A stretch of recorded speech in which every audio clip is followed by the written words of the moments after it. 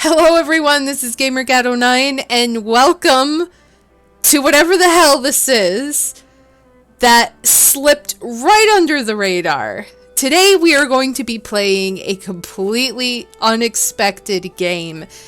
And the game is called I Love You, Colonel Sanders, a finger-licking good dating simulator. And yes, if you're thinking, if you're scratching your head, if you're wondering, yes, that's Colonel Sanders from KFC. Yes, this is a KFC game. Why this exists, I have no idea. But I just know that it does.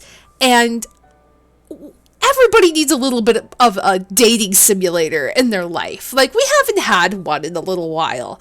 So, I've had a shit day. I'm still kind of sick or have allergies or something, so I still sound a little blah.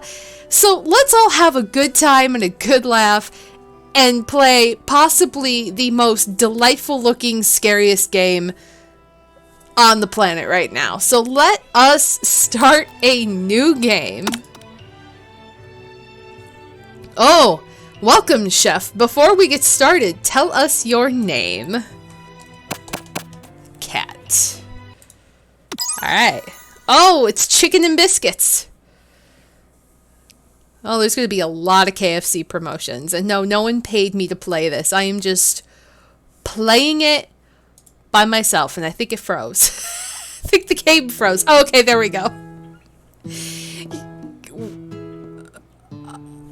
What an interesting selection of music. You sleep softly as the morning sun casts a warm glow through the window of your modest student apartment. The world is peaceful and serene. You could stay in the moment forever.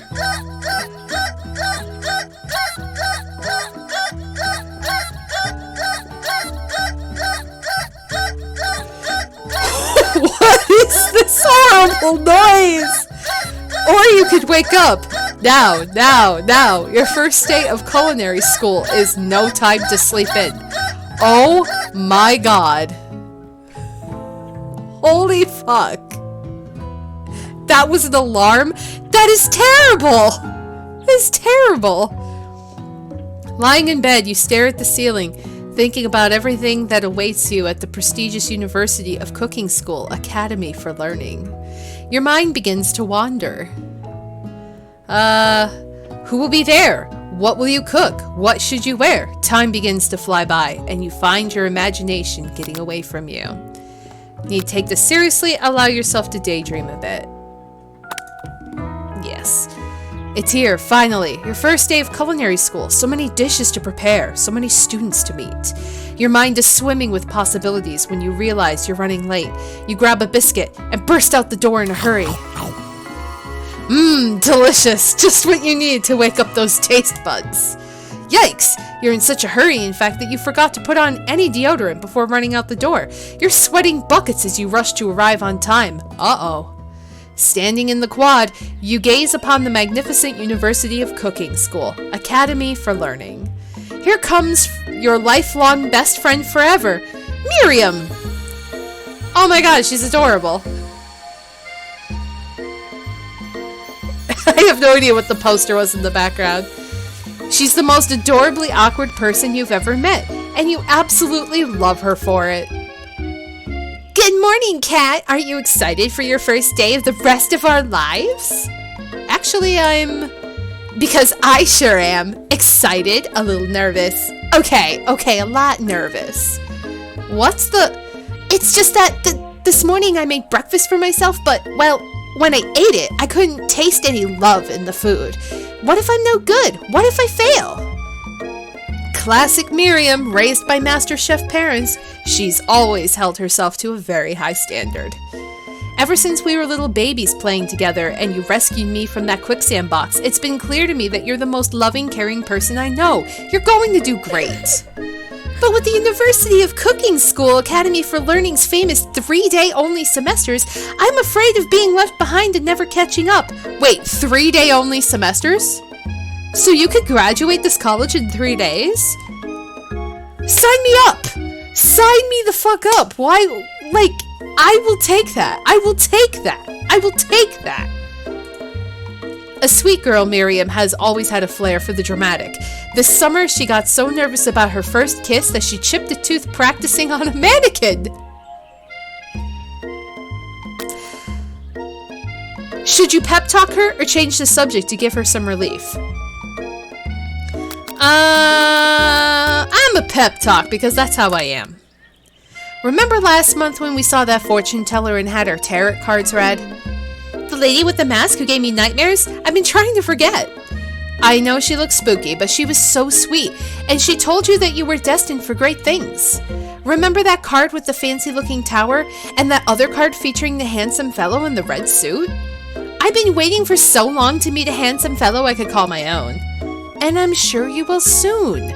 In no time we'll be graduating, and you'll be delighting the world with your heartfelt cooking in no time at all. So wait a minute, if this is a 3-day... Wait, hang on, go back to the 3-day. If this is a 3-day school, why do they have dorm rooms? Like, how does that work? Are you paying tuition? Is it rent? Is it... Like... Are you just... Like, I don't understand. Are you just... I have no idea. I have so many questions. As you talk Miriam up, you can feel her nerves begin to ease. You know what? Maybe everything will be okay after all. And if not, at least I have one of these At least I have one... Oh, wait. I read that wrong. And if not, at least I have these killer bangs. Okay. Can you believe I cut them myself? You could definitely believe it. I cannot believe it. Before you get another word out, you're rudely interrupted when someone smacks your books and custom engraved measuring spoons out of your hands and onto the ground. Hey! It's... Oh god, is that supposed to be Ashley? Ashley? I think it's supposed to be Ashley. I think that's a really bad way to spell Ashley. Hello, Michael Gamers! Happy Tuesday! Welcome to the horror that we've begun. It's Ashley, your arch rival. She's totally evil, but you can't help but be filled with jealousy. She can get anything she wants and she knows it. Hello, Ashley. Oh, I didn't see you there, chicken shins. Ooh. You leave cats' shins alone. They're perfectly normal shins. Thank you, Miriam. I have perfectly normal shins. Oh, you can't stand Ashley. Even her name is annoying. You know for a fact that it's actually Ashley. Yes, thank you. But she had to add extra letters to make herself feel better than everyone. If anyone here knows what perfect shins looks like, it's us. We're not going to let you or your really weird insults get to us. Across the quad, you see Ashley's best friend, Van the Man. Has stopped to look at his own reflection in the mirror. His pants are so tight you can see him casually working out his glutes while he styles his hair. No lie, they're rockin' glutes. Ahem, Van. You rag. My god, this is ridiculous. It's Finger Lickin' Tuesday. Yes, it is. You've never been sure what their arrangement is, but as long as you've known them, Ashley and Van have just been as close to you as Miriam, but substantially more devious. I can't believe that University of Cooking School Academy for Learning would ever allow people like you to attend as students. I know, right? You think they just hand us our diplomas now? Or maybe hire us on as professionals. You amateurs could learn a lot from us. With the first day of school about to start, there's just not time to prepare to... Whoa. With the first day of school about to start, there's just not time to properly tell these two off, so you resist the urge. Let's go, Miriam. Psh, see you later, losers. As you approach the door, you see a goofy-looking kid pushing hard against the window directly next to it.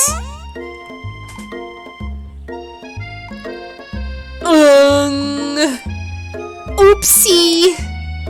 I think it's broken. What the fuck is happening? What is going on? My eyes, they burn. You reach forward and easily pull the doors. That should do the trick. I love you. I think you mean thank you? My name is Pop. I was named after my Pop. He's old. Could someone like this also be a student at the school? He must be one heck of a chef. Also, his name tag clearly says Bob, but I guess he's reading it upside down. Oh my god! He's reading his name upside down. I am losing brain cells. I think I'm just going to die. Hi, Pop. I'm Kat. So, are you going to make me hold this door all day? Nope! And with that, the young man walks into the building ahead of you. Is it just me, or is he kind of cute? I think it's just you.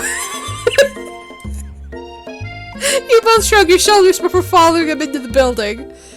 You stand at the edge of the room, unsure where to sit. Other students wander in and keep themselves busy chit-chatting.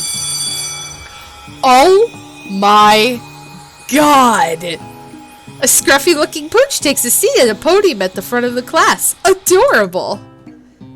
His name is Sprinkles! It's a fucking corgi! And his name is Sprinkles!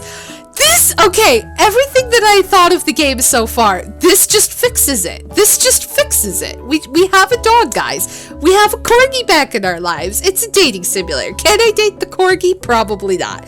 But, my god.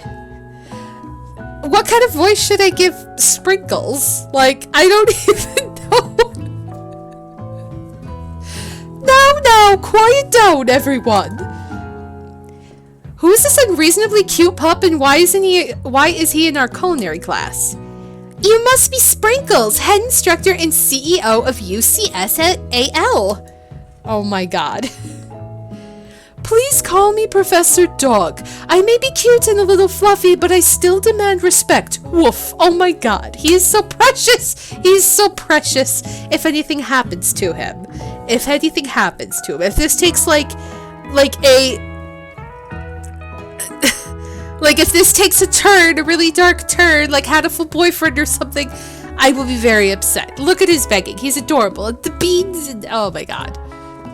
What? A cute dog is our professor? This is the best school ever! I guess only a dog's nose is capable of picking up all the nuances of fine dining. Out of nowhere, wind begins to rush around you and a swirl of cherry blossom petals fill the air inside the classroom. I'm chilly. Someone close the window. And then, he walks in. Colonel Sanders himself! You're immediately swept up in the aura of the new student and his remarkable goatee. Who knew anyone could be so handsome? Time stands still. It's him! It's... If it isn't my favorite student, Harland... Colonel Sanders interrupts Sprinkles. Sorry, Professor Dog, before he can finish his sentence. Please, call me Colonel.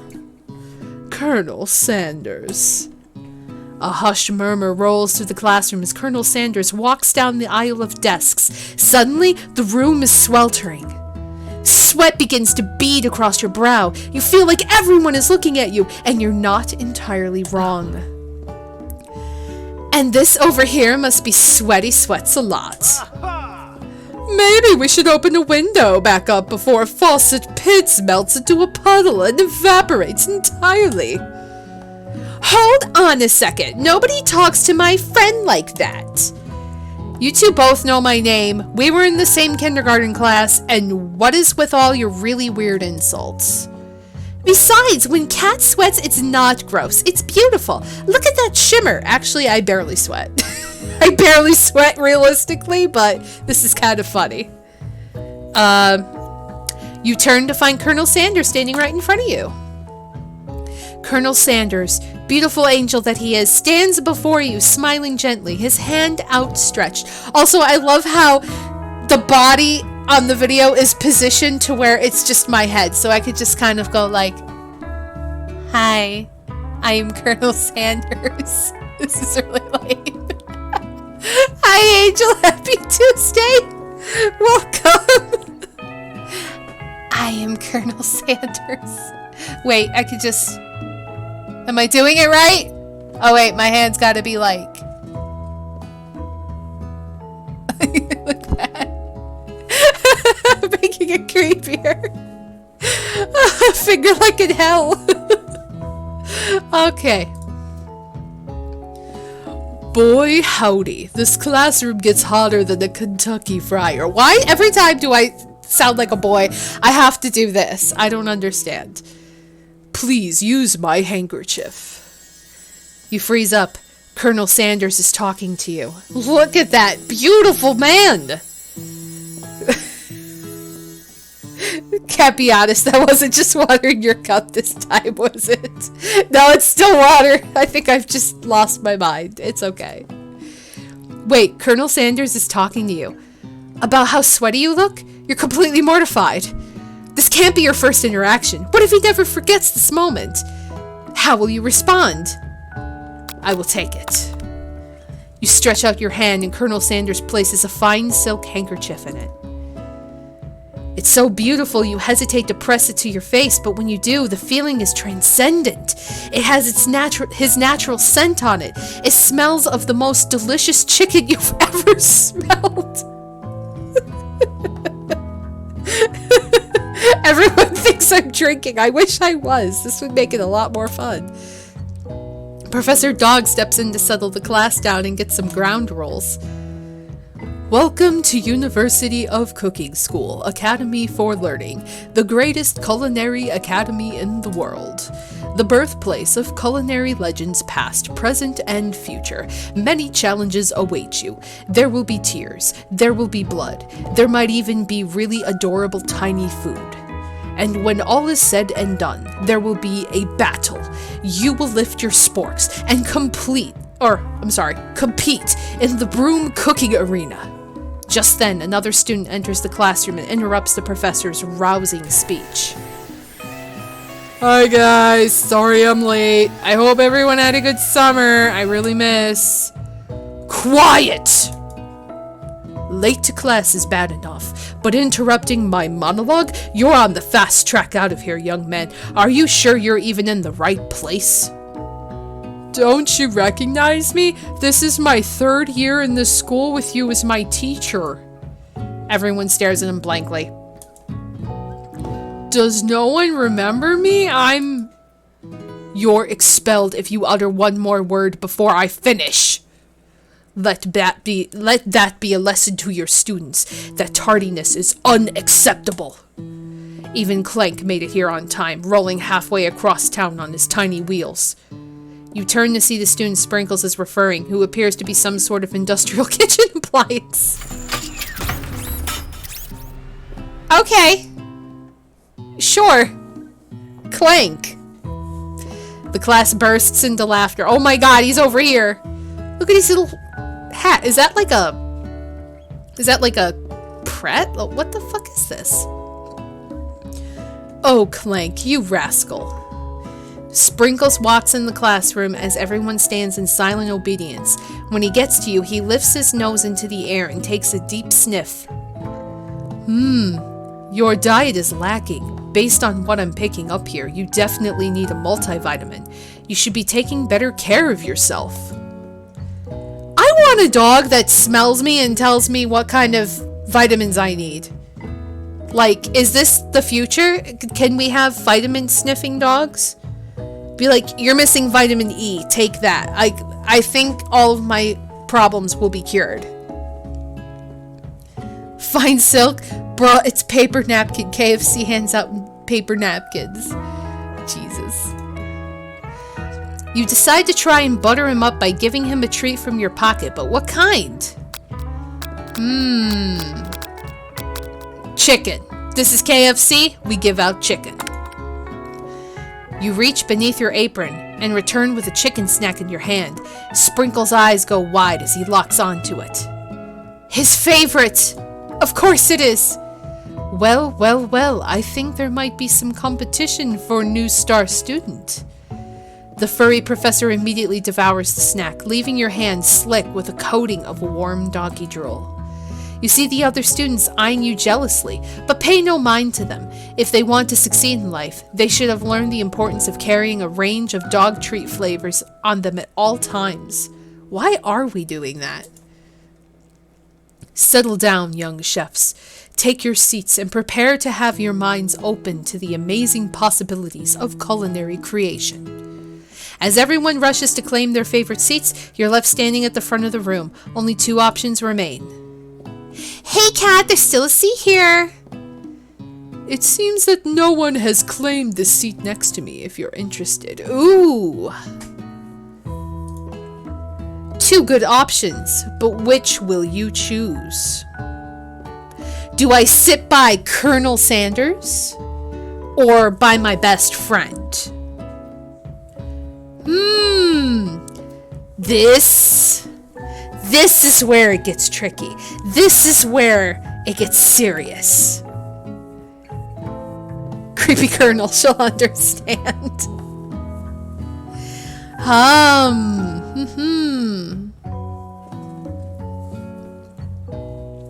So we have 1 vote for Colonel. Anybody else?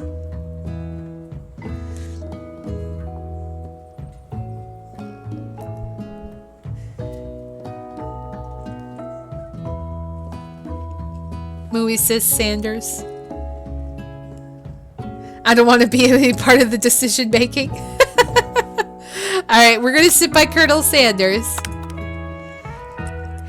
You move to take your seat by Colonel Sanders.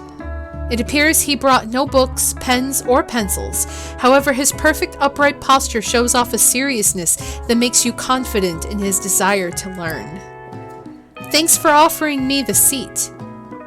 I've only had 2 rules. Do all you can and do it the best you can. It's the only way you'll ever get that feeling of accomplishing something. That's so inspiring. A little off topic if you ask me, but okay. As soon as you've settled into your seat, the professor makes an announcement. Think fast! It's time for a pop quiz! Yay! A quiz about me! This incredibly important and surprisingly short quiz will tell me if you are ready for life at culinary school. Keep your knives sharp and your focus sharper. Here comes question number 1. Oh god, if train A... Oh no, we're doing this. If train A is traveling to point B, and train B is traveling to point A, how important is it to wash your hands before cooking? Extremely? Looking at you, Pop. That's right! Oh my goodness! Hikaru! Thank you! Oh my gosh, 25 months! Thank you, Hikaru! And Hikaru is not ready for culinary school. Why is he in class with us again? I have no idea. Forest is to tree, as chicken is to night vision goggles. What? Chicken is to feather? That's right. What is the most efficient eating utensil ever created? A comically oversized fork, a meat tenderizer, or a spork? Duh, spork. That's right. What food is best for a broken heart? Anything as long as it's prepared with love and not too much salt. Camel meat. Or a pancake that looks like a silly face. Anything? That's right.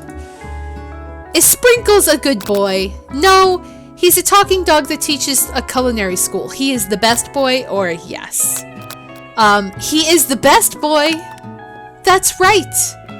Your total score is perfect 5 out of 5. We are totally passing this, guys. We're going to graduate. We're going to graduate so hard. Wow, be honest, did you cheat? No, I did not. You look up to see that Colonel Sanders has been watching you tally your score. He's impressed. I know we just met, but I have to confess, I think you have a beautiful brain. I'm ready to graduate too. Yes, you are, Hikaru, and congratulations on passing.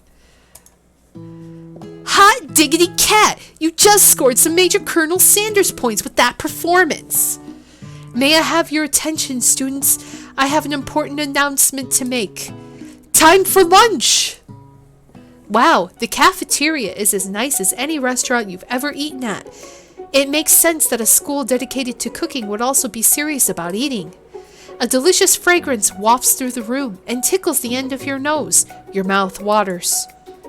Do you smell that? That must be our lunch. It smells crazy good. Everyone, can I have your attention?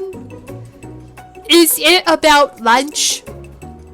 No, I just wanted to apologize for my tardiness. You see, Howdy, folks. I'd like to make an announcement. Hey, It's about lunch. Everyone cheers. But Shh! Lunch, lunch, lunch. She said shh. In honor of the new semester, I have prepared something special to share with everyone for lunch. That must be the smell I smelled. Indeed, that smell. You hold your breath, waiting to see what food this mysterious student has created. You've heard that he's very talented, but were the rumors true? Is this? Colonel Sanders lifts a large bucket above his head. Its contents glimmer in the light. Piled high are huge pieces of chicken, breaded and fried to a crispy golden finish. The aroma envelops you, and you begin to feel warm and safe. Colonel Sanders has filled a bucket with chicken? What a novel concept! Your stomach begins to grumble, as if to say, stop thinking and start eating. For years, I've been developing a secret recipe for the perfect fried chicken. By my calculation, nothing less than 11 herbs and spices are required to achieve the perfect balance of flavors. You look around and notice that every other student has a pen and paper and is scribbling notes as fast as they can. But that's all they say about that. What do you think we want your stupid secret recipe, dude? Pshaw! Nah, my dude, nah. I'm just, drafting a last will and testament in case, one of those ingredients is, a poison. Got him. He looks around nervously to see if anyone else is laughing at a sick burn. You wait to see what a zinger Ashley is prepared to follow up, but she suddenly takes a different approach. Yeah, and I was just like, writing in my diary? Dear Diary, today I smelled something beautiful. I knew that at the moment that the only hands of a true gentleman could fry chicken so tender. You see her body language change from bitter and evil to sweet and innocent as she slides closer to Colonel Sanders. She realizes that he is destined for greatness and fame with cooking skills like this. She wants him all to herself. Oh, please. Van's gonna take Colonel Sanders away from Ashley. At least try to. Oh, this game.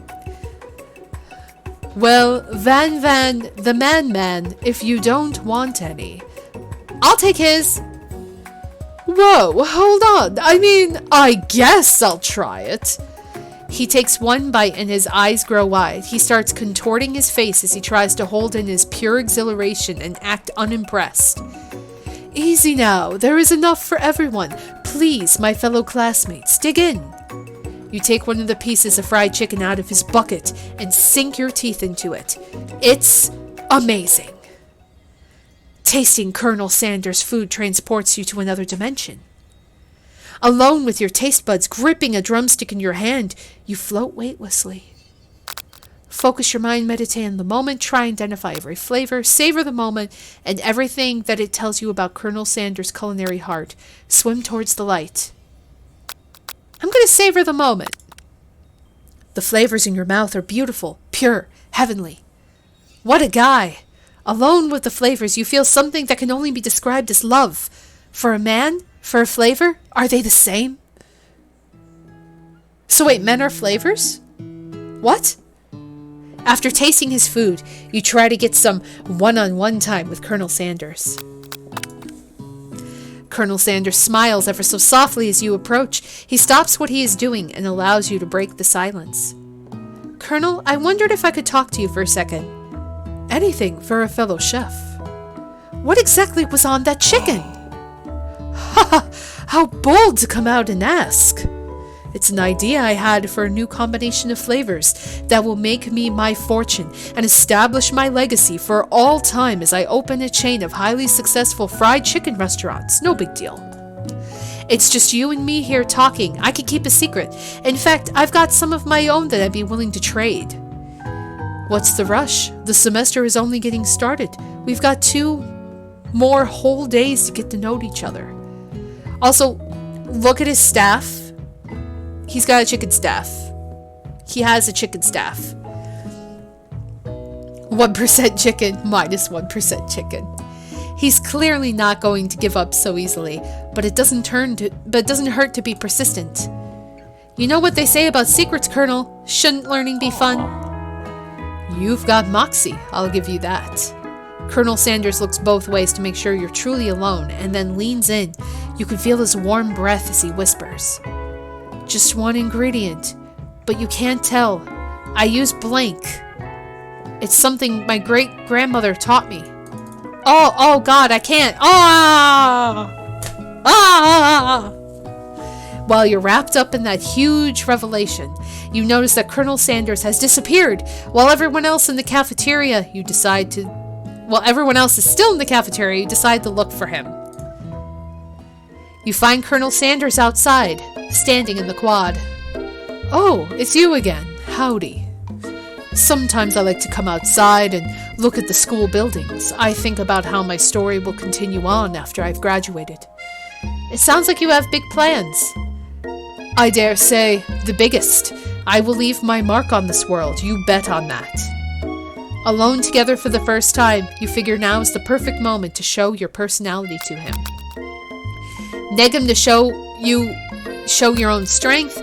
Wow him with a big idea to add an additional ingredient to really spice things up. Be modest, but thoughtful. Which one do you think we should use? I knew it. He uses a box. It's all pre-mixed.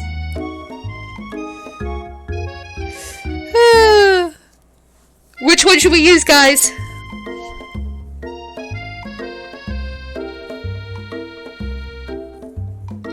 Modest. He has a huge ego. Anybody else?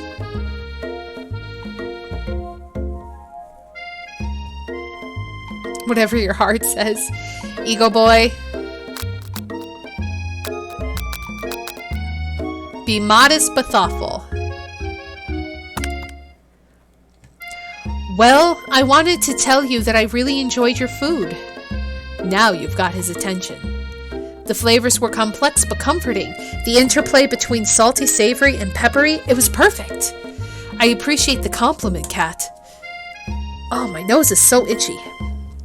I'm sure you'll be a big success. I know we've only met today, but I'm starting to get the same feeling about you. We should head back inside. The next lesson starts soon.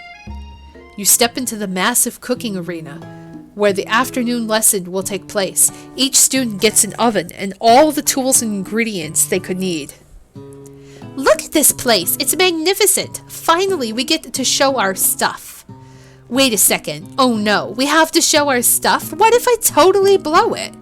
You're not going to blow anything, except maybe kisses to the crowd of fans you're going to earn with your signature adorable tiny food creations. Welcome, students, to the cooking arena. For today's lesson, we'll be cooking with partners. Hurry up and pair off. Naturally, Miriam looks over at you, but unable to control yourself, you pounce on Colonel Sanders. Aww. Hey, Colonel, would you like to tackle this lesson as a team? A team of 2, that is, me and you, if that wasn't clear. Want to be my partner? Sure, Kat, I'll prepare our station. Without you as a partner, Miriam is left standing all alone. 2 different students quickly take notice. Hello, new partner. Beep boop. Bzz, bzz. Oh my, 2 potential partners. I'm so sorry, gentlemen, but I don't know who to choose. It looks like you'll have to pick for her. Friend duties can be a little awkward, but that's the price you pay for not being alone forever. Who do you want to ask to be Miriam's partner? Oh god. Pop or Clank? I feel like Pop might not really help that much because he's super short and I don't know. I would have chosen Miriam. I'm kind of thinking Clank might help her because at least he can, like, physically cook things.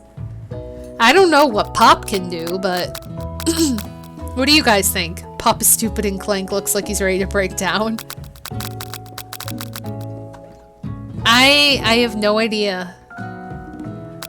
Oh, I kind of want to do Clank. I kind of hope... I think, like, neither of them will be good, but hopefully Clank will help her a little bit better. What do you think? So either choice is a lose-lose situation, pretty much. I will choose Clank, then. Sorry, Pop, but I think Miriam will be partnering with Clank today. It's okay. I already ate.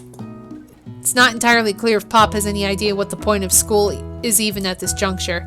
Clank is clearly excited to have some attention. He heats up and begins to roll back and forth. Warp, warp, warp. Hold on there, fella. We don't even know the assignment yet. Technically, Clank might not have a face, but there's something charming and earnest about him. Bzz. Tissue? I hardly know you. Clank judders, and a panel shakes loose, and you get the impression that this is a sign of affection. Looks like you two will be fine. Now it's time to focus on your own cooking classwork. Alright, you two, for today's lesson, we're going to keep it simple. Pick a basic dish and divide up the steps. No chef is an island. It takes 2 flints to make a fire. You get the idea. Which dish do you suggest to your partner, Colonel Sanders? Steak tartare seems easy enough. It's fancy. You don't even have to cook it. Using octopus will blow Colonel Sanders' mind. Your grandmother's mashed potatoes and gravy. Oh, God! Yes! We could add to his chicken. Let's do the mashed potatoes and gravy. I've always been something of a down-home chef. I was thinking we could make something warm, inviting, comforting. Maybe mashed potatoes. And gravy? I couldn't imagine one without the other. Colonel Sanders casts a coy look at you, causing your whole face to go beet red. Embarrassed, you quickly turn away. I'll go get the potatoes. No, please, let me. Picking perfect produce is a passion of mine. Picking perfect produce is a passion of mine. Picking perfect produce passion. There's a lot of peas. Looks like things are getting pretty fresh around here. Does someone have a crush on Colonel Sanders? We're just cooking partners. Mind your own business. Sanders' heart is my business, and you better keep your fingers off my man. Did someone call for me? Ugh, no, geez, Van. While I'm over here crushing Cat's dreams, you're supposed to be taking care of our classwork. That was the deal, remember? Colonel Sanders returns, arms full of peeled potatoes. He tosses them into boiling water and turns his attention to you and your old friends. Oh, howdy there. What is this music?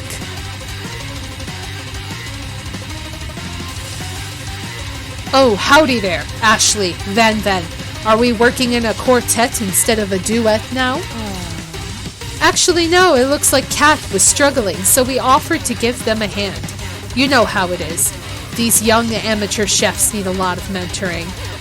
I was going to say, Colonel Sanders, maybe I could also teach you a thing or two about fancy food. Maybe one day you might be able to get up to my level. Doubt it. Don't be rude, Van. Personally, I have no doubts whatsoever about Colonel Sanders' ability to concoct creations worthy of admiration. After all, your fried chicken was quite spectacular. But Colonel, if you ask me, I might make a better partner for you than this thing that was positioned itself at your station. Don't you feel deep down that we cast complementary shadows? We fit together, like a thigh and a drumstick. It just makes sense. Nothing about this makes any sense, but one thing is clear. She's coming for Colonel if you don't watch out.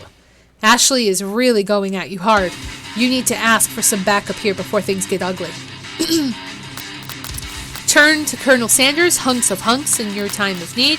Turn to Miriam, your forever bestie, who always has your back.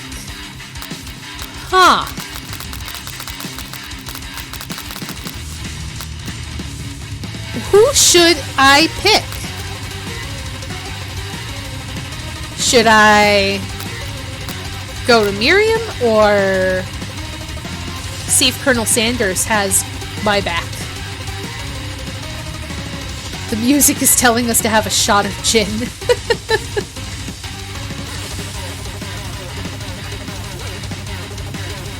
Colonel Sanders, we already thrown Miriam under the bus. Oh, 1 and 1.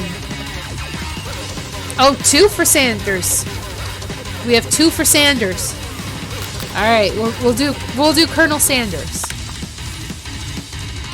I'm here to learn and express myself via my cuisine, not bicker with prima donnas. Partners were chosen at the beginning of class, so let's all respect the format, okay? You turn to Colonel Sanders to confirm that you're on the same page. I chose Colonel Sanders, and Colonel Sanders chose me, isn't that right? A businessman respects all fair agreements, from contracts to handshakes. I took on Kat as my partner for this activity, and I stand by it. Based on your team's behavior, I'd say you're perfect for each other. Neither of you has Kat's natural talent, or their loyalty. Being defended by Colonel Sanders leaves you feeling proud and full of potential. You look for Sprinkles and hope that he might step in, but he's nowhere to be found. Darn those cute corgis and their short but sturdy stature. You look down at your station and realize that in the tension of the moment, your hands have been cooking on autopilot. Distracted by the drama, you've already crushed the boiled potatoes into a perfectly creamy mash texture, with plenty of butter and cream for flavor. It's as if your natural passion guided you through the steps you know so well while your attention was elsewhere. I know just what to do. Colonel Sanders extended his hand. He's holding a beautiful white porcelain gravy boat, out of which he pours a smooth brown gravy, smothering your nearly finished potato dish. Gravy flows down the mound of mashed potatoes. The results look spectacular. Granny would be very proud. Colonel Sanders holds a spork out to you. You reach out and grab hold of it, but he doesn't immediately let go. The two of you stand holding the same spork, and for that small moment, all of the madness and pressure in this crazy world stops. Your eyes lock. The moment is electric. Time stands still. If you love something, set it free. Together you dig the utensil into the mashed potatoes and lift a heaping sporkful up. When you see Ashley with a sinister look, you know she's plotting against you to be with Colonel Sanders. And then, filled with rage and without thinking, you fling the sporkful of mashed potatoes right into Ashley's stupid, beautiful face. Van, do something, do something! Scooping up a fingerful, Van tastes the dripping mashed potatoes and gravy and realizes that it's delicious. Horrified by this revelation, he slinks away. Will he ever be able to cook something with so much love and integrity? Hold on right there, Kat. We do not waste food in the broom cooking arena. Colonel Sanders, I expect better from you. If you throw one more spoonful, you'd both better be prepared to eat from wherever it lands. Can I has potatoes, face? Van rushes back over with a covered dish in his hand. Mashed potatoes with gravy? Mashed potatoes with gravy? Pathetic. In just a few minutes, I've prepared a full meal. Gaze upon my specialty, braised tentacle of octopus in my silky saltwater sauce, plated on a battle axe blade forged from my supreme chef ancestors? What? It's an octopus tentacle on a battle axe? What the hell? You've ignored me for too long. That ends now. It is I who will have first bite, and you will all look on with envy. I don't know, I think I just created a new voice for him. The interrupting student rushes at Van and swipes a bite of his signature dish right off the plate. No, don't! Something about this dish doesn't strike my nose quite right. I think the octopus was rushed and may have turned in the process.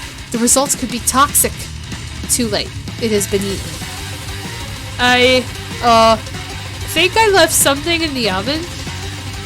I don't feel so good. It killed him!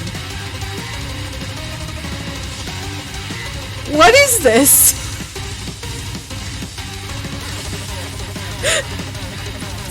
just killed a guy. He's just dead. He's just dead. Everyone step back. Don't take another bite. When you look back at the plate, the rest of it is gone. You notice the tip of the tentacle being slurped up in Pop's mouth. Pop winces in pain for just a moment, then is almost immediately back to his obvious self. Oopsie. Tastes like poison. The entire class has gathered to watch Pop's final moments. Shock has frozen the whole crowd. They are motionless as statues. The class bell rings, disrupting the moment and snapping everyone back to reality. It would appear that Pop's enthusiasm for trying new things despite obvious danger has inoculated him against poisons of all kinds. Oh my god. So that guy's dead. He's just love how he's dead. He's just a ghost. Like, he's not dead. Oh, I'm not sure the professors here make enough money. Hello? I just turned into a ghost over here. Seeing that you're shaken up by that really annoying student and all of his nonsense, Colonel Sanders approaches you. I'm sorry you had to go through that. Please, let me walk you home. What? Like, for real? Oh, come on. That poor student.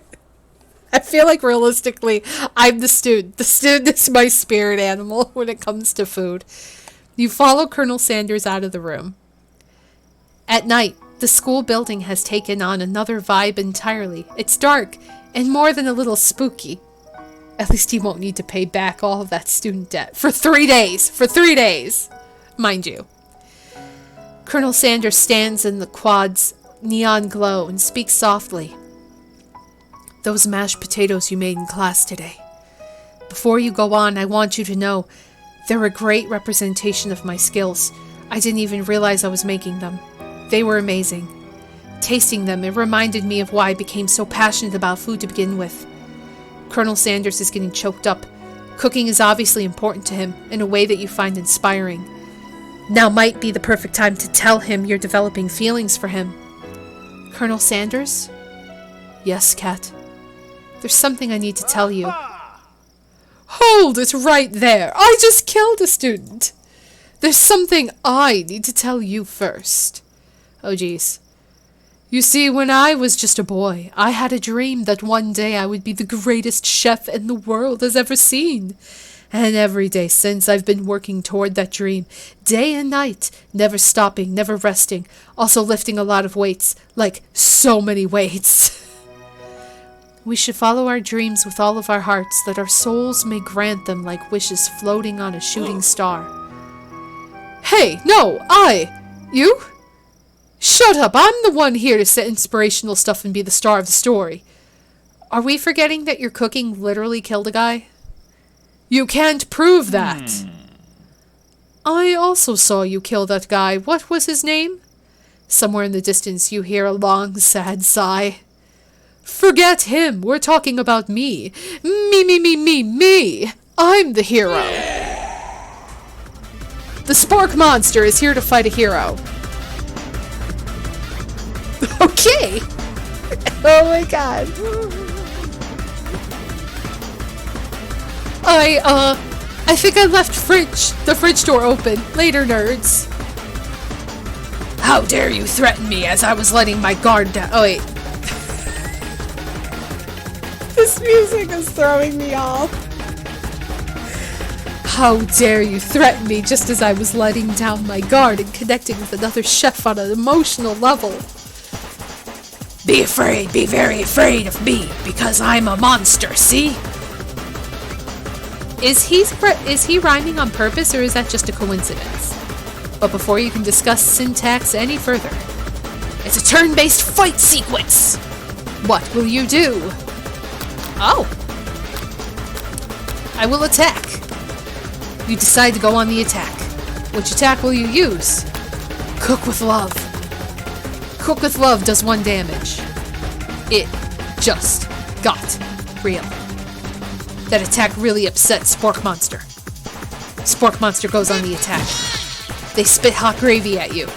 You take 1 damage. Attack. It worked last time, right?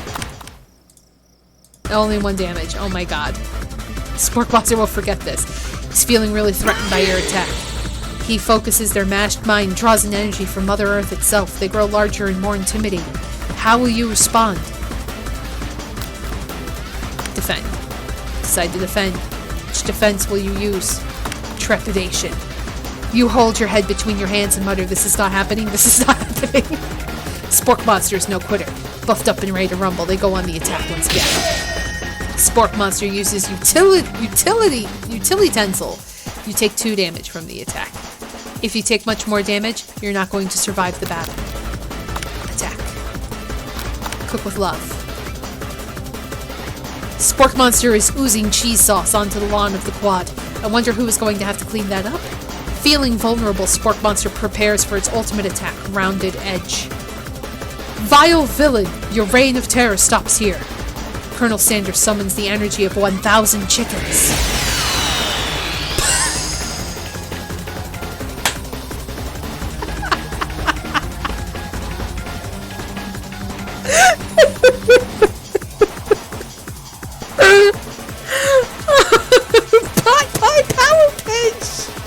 Oh my god. Pot Pie Power Pinch does 10 damage.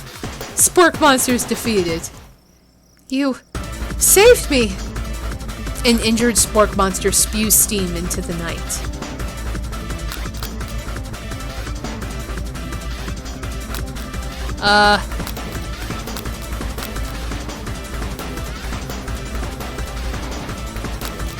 Forget mercy or spare him?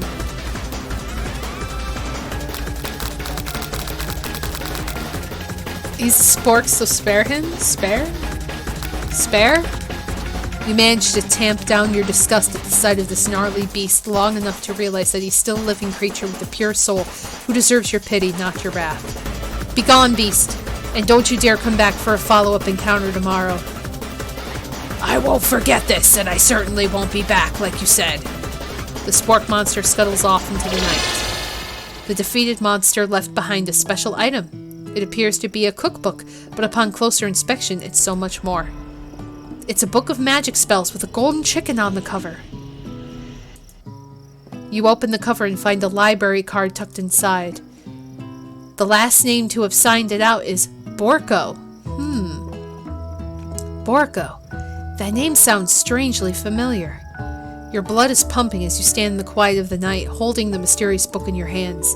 As you come down from your battle buzz, you realize that your final attack has left you completely depleted. The world around you begins to fade away. Without any energy to keep your eyes open, darkness overtakes you. Oh boy, now he took us to bed.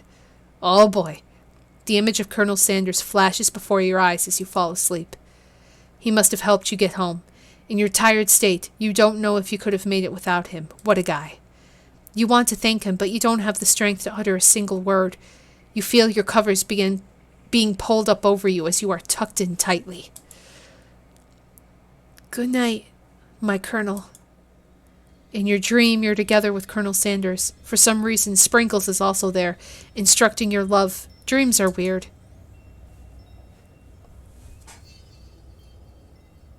There was a the ghost.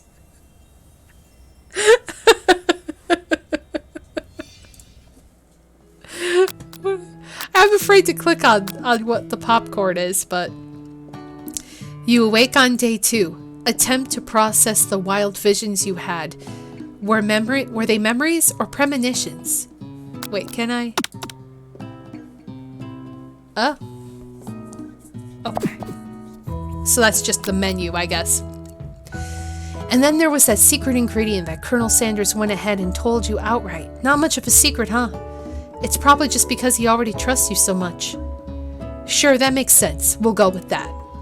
You meet up with your bestie in front of the school.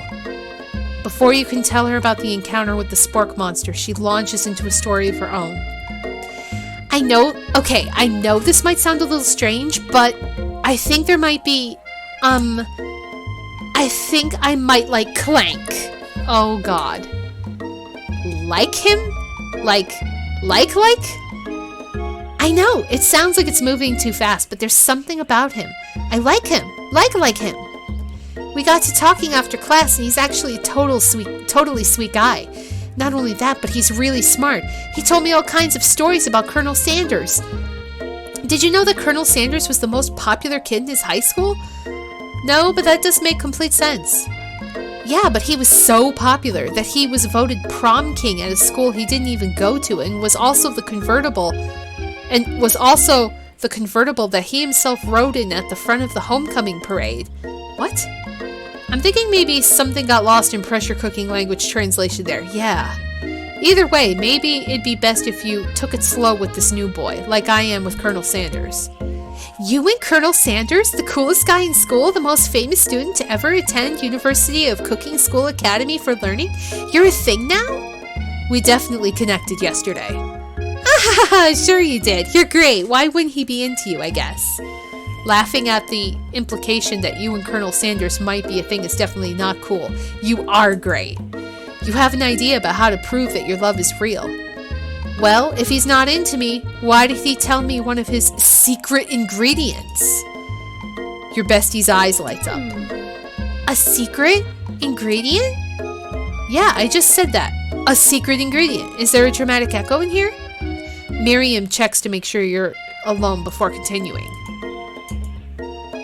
So this summer, while I was on vacation with my family, a lovely man approached me in the botanical garden where I was wandering. This can't be good. He told me all about his passion for spices. Secret spices. The man even gave me some to show me what he meant. He said it was a powder created from super duper rare dried flower petals, and that if I did him a big favor, I could have some of my own. Please, Miriam, don't tell me. So I filled my suitcase with them and brought them home. He was so nice, he even met me at the gate when I arrived. Later, I cooked with them. A very strange feeling came over me, and the flavor was unlike anything I'd ever tasted. I think you're being very liberal with the meaning of spices here. Whatever. Anyhow, we both share an interest in cooking, so we've stayed in touch, like pen pals. I bet he would love to know more about new spices. Well, I'm definitely not supposed to share Colonel Sanders' secret recipe, and besides, I only know the one ingredient, so I doubt it'd be much use to anyone. Please, it would mean the world to me. No one has to know it came from you or from Colonel Sanders. What do you think? Should you protect Colonel Sanders' secret or share it with your bestie? I am gonna make up a fake ingredient, because I am not giving it up. You quickly think of a fake ingredient name. I don't know. How about... It was Eye of Newt. I know it sounds like some kind of witch's potion, but what can you do? Eye of Newt? Wow! Her eyes light up, imagining... Oh god, my fucking nose. I wonder if it's these flowers that are sitting here by me.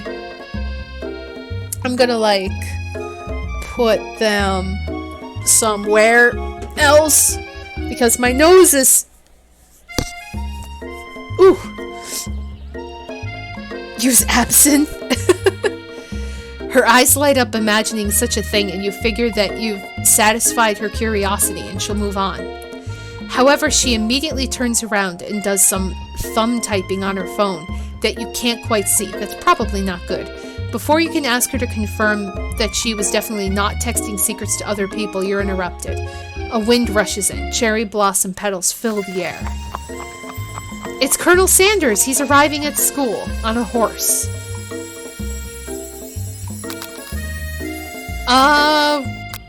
Run to him! You decide that the best way to show Miriam how serious you and Colonel Sanders are would be to run to him. Surely he'll sweep you up onto the back of his stallion and you'll ride away together. That'll show her good. Oh, Colonel, my Colonel! However, your sudden movement surprise the horse and it rears up, kicking you directly in the face. Oops. The force of the blow completely knocks you out cold. I should know that. In the darkness, you see a vision.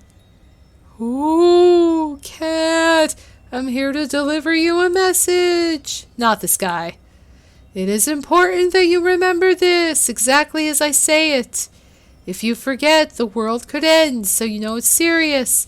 I've been trapped in a realm beyond, But a great prophecy relies on my return. Only you could save me. All you need to do is repeat my name 3 times. Your name is Student. And that name is... crap. But before he can continue, you suddenly awake. Aw, jeez. You awake to find Colonel Sanders tending to you. He roused you back to life with a satchel of secret spices. Or is that just his natural seasoned musk?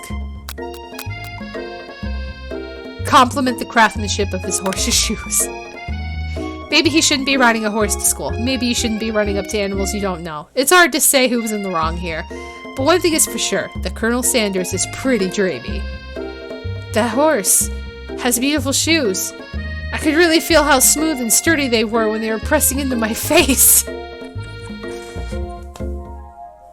Oh god, hold on, I gotta blow my nose a second. 3 seconds.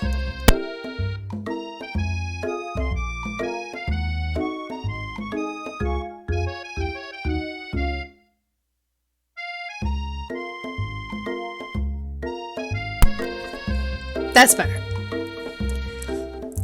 That's nice to hear. No one truly appreciates good craftsmanship anymore. And with that, Colonel Sanders disappears into the school, leaving you and Miriam to follow. When you enter the classroom, you could see your 2 rivals, Ashley and Van Van, were doing something bad. By the way they're hiding, you know it must be really bad. Like counterfeiting recipes bad, experimenting with restricted ingredients bad, summoning a demon bad? Beetlejuice? What? Oh, like his name was Beetlejuice. Okay. Gotcha. You try and get a peek over Van Van's hulking shoulder, but he sees you coming. Whoa there, little one. I'm not sure you're ready to handle this.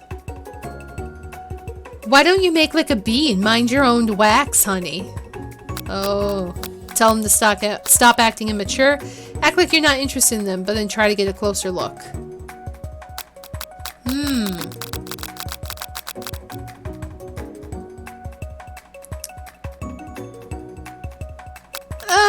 Which one? Try to get a closer look, baby?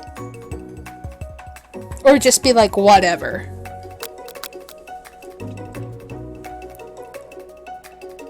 I'm feeling nauseous. That's not good. Also, hello, Blah Wolf. Happy Tuesday.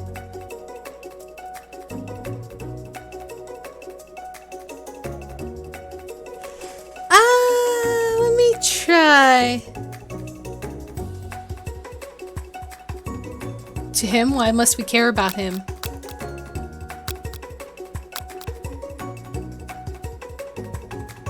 I'm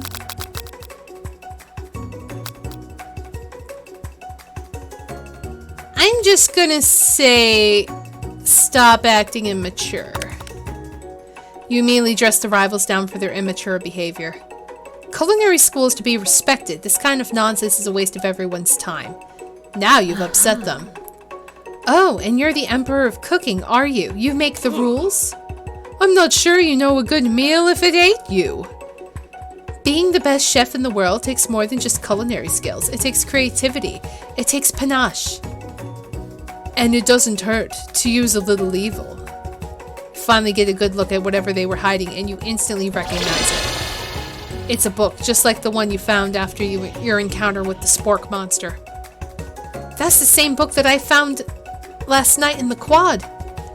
Ashley immediately elbows Van Van, who hides the book behind his back.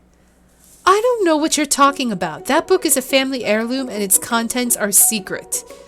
You notice that they haven't been studying the book. They've got Pop pinned to the wall and they're tossing potato skins at him as he tries to catch them in his mouth. We're playing! Before you can dig in any further, you're interrupted by the arrival of more students. It's almost time for class. Beep beep. I don't know why I just sound like Roadrunner there for a second. Clank must be running late. He's in such a hurry that he rolls right over Van Van's meaty foot. Hey, watch it, you bucket of bolts. You watch how you talk to him. He didn't do anything. Bzz, wah. Who do you think you're talking to? I've never heard such language, not even from a stand mixer. Womp womp. No, your mother was a stand mixer. Oh my goodness. Van Van jumps to attack Clank, but Clank shocks Van Van, sending him flying across the room. Protect me, Colonel Sanders. These crazed men are about to come to blows. I think it might be over for me, but I'm not interested in either of them. Ashley's tone has completely changed in an instant. She bats her eyelashes at Colonel Sanders. Surely he must know this is a ruse, right? Gentlemen, get a hold of yourselves. Save it for the arena, at least. Or don't. Honestly, what do I care? I've got lofty career aspirations to focus on.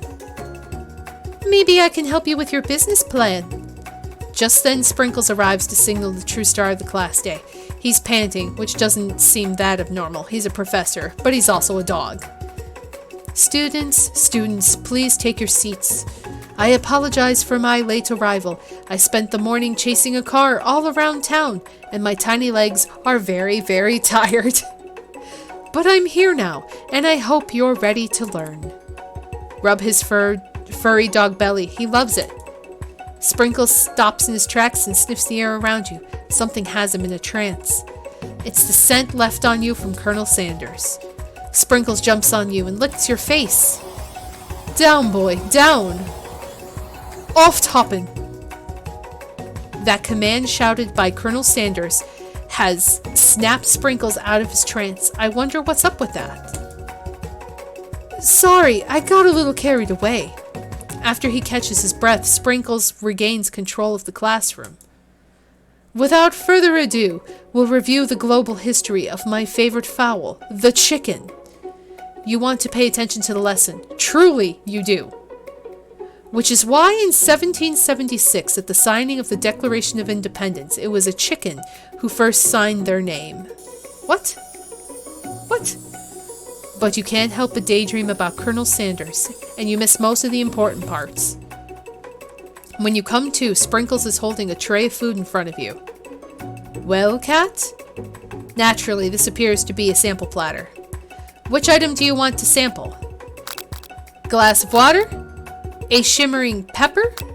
A dog biscuit?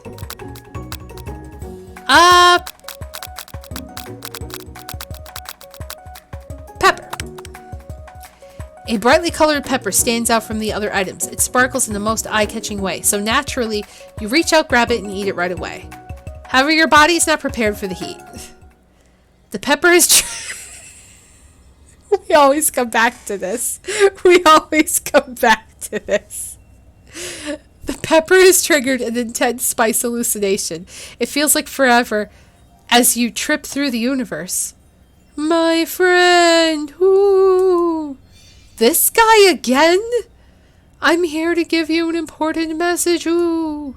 You must avenge my death and fulfill your destiny. All you must do is...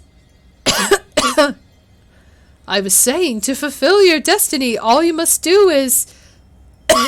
Sorry, I think I've got some spice stuck in my throat. It's fine, I'll work through. To fulfill... the prophecy...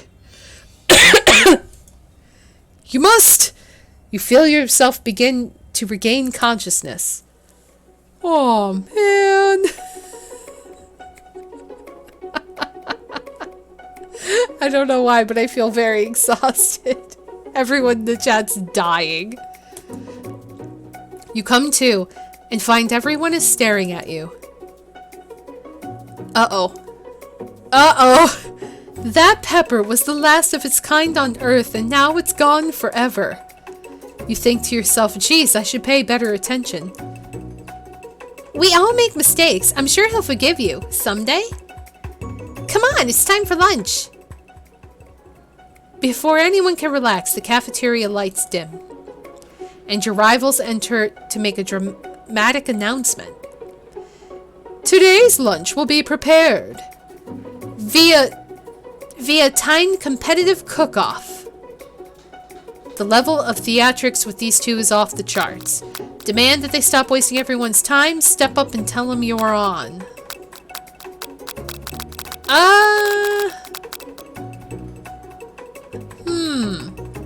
I feel like I'm watching a TV with someone keep changing the channel every 2 seconds. You're on! A bit of a lunchtime competition, huh? Count me in. If I have to wipe the tables with you fools before I set my lunch down on it, then so be it. I'm not the fool. You're the fool. Fool. Good one, Van Van. I like your gumption, cat. I'll be watching your performance.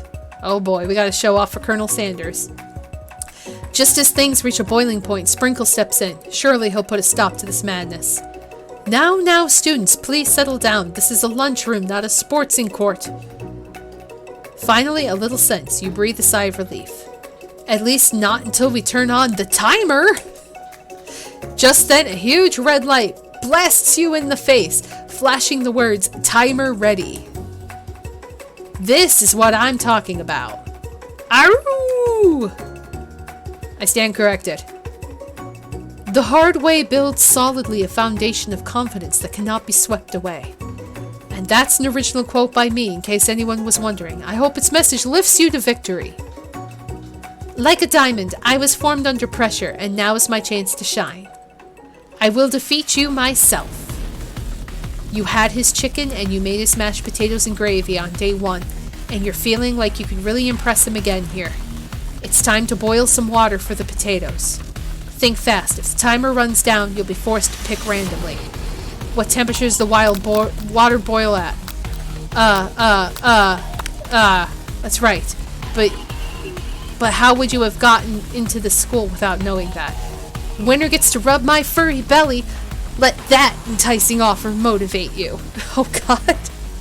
Yes, thank you, Giant Toro. I thought that. I was like, You're going to need to season this chicken before you cook it. You don't know Colonel Sanders' recipe exactly, but you have an idea.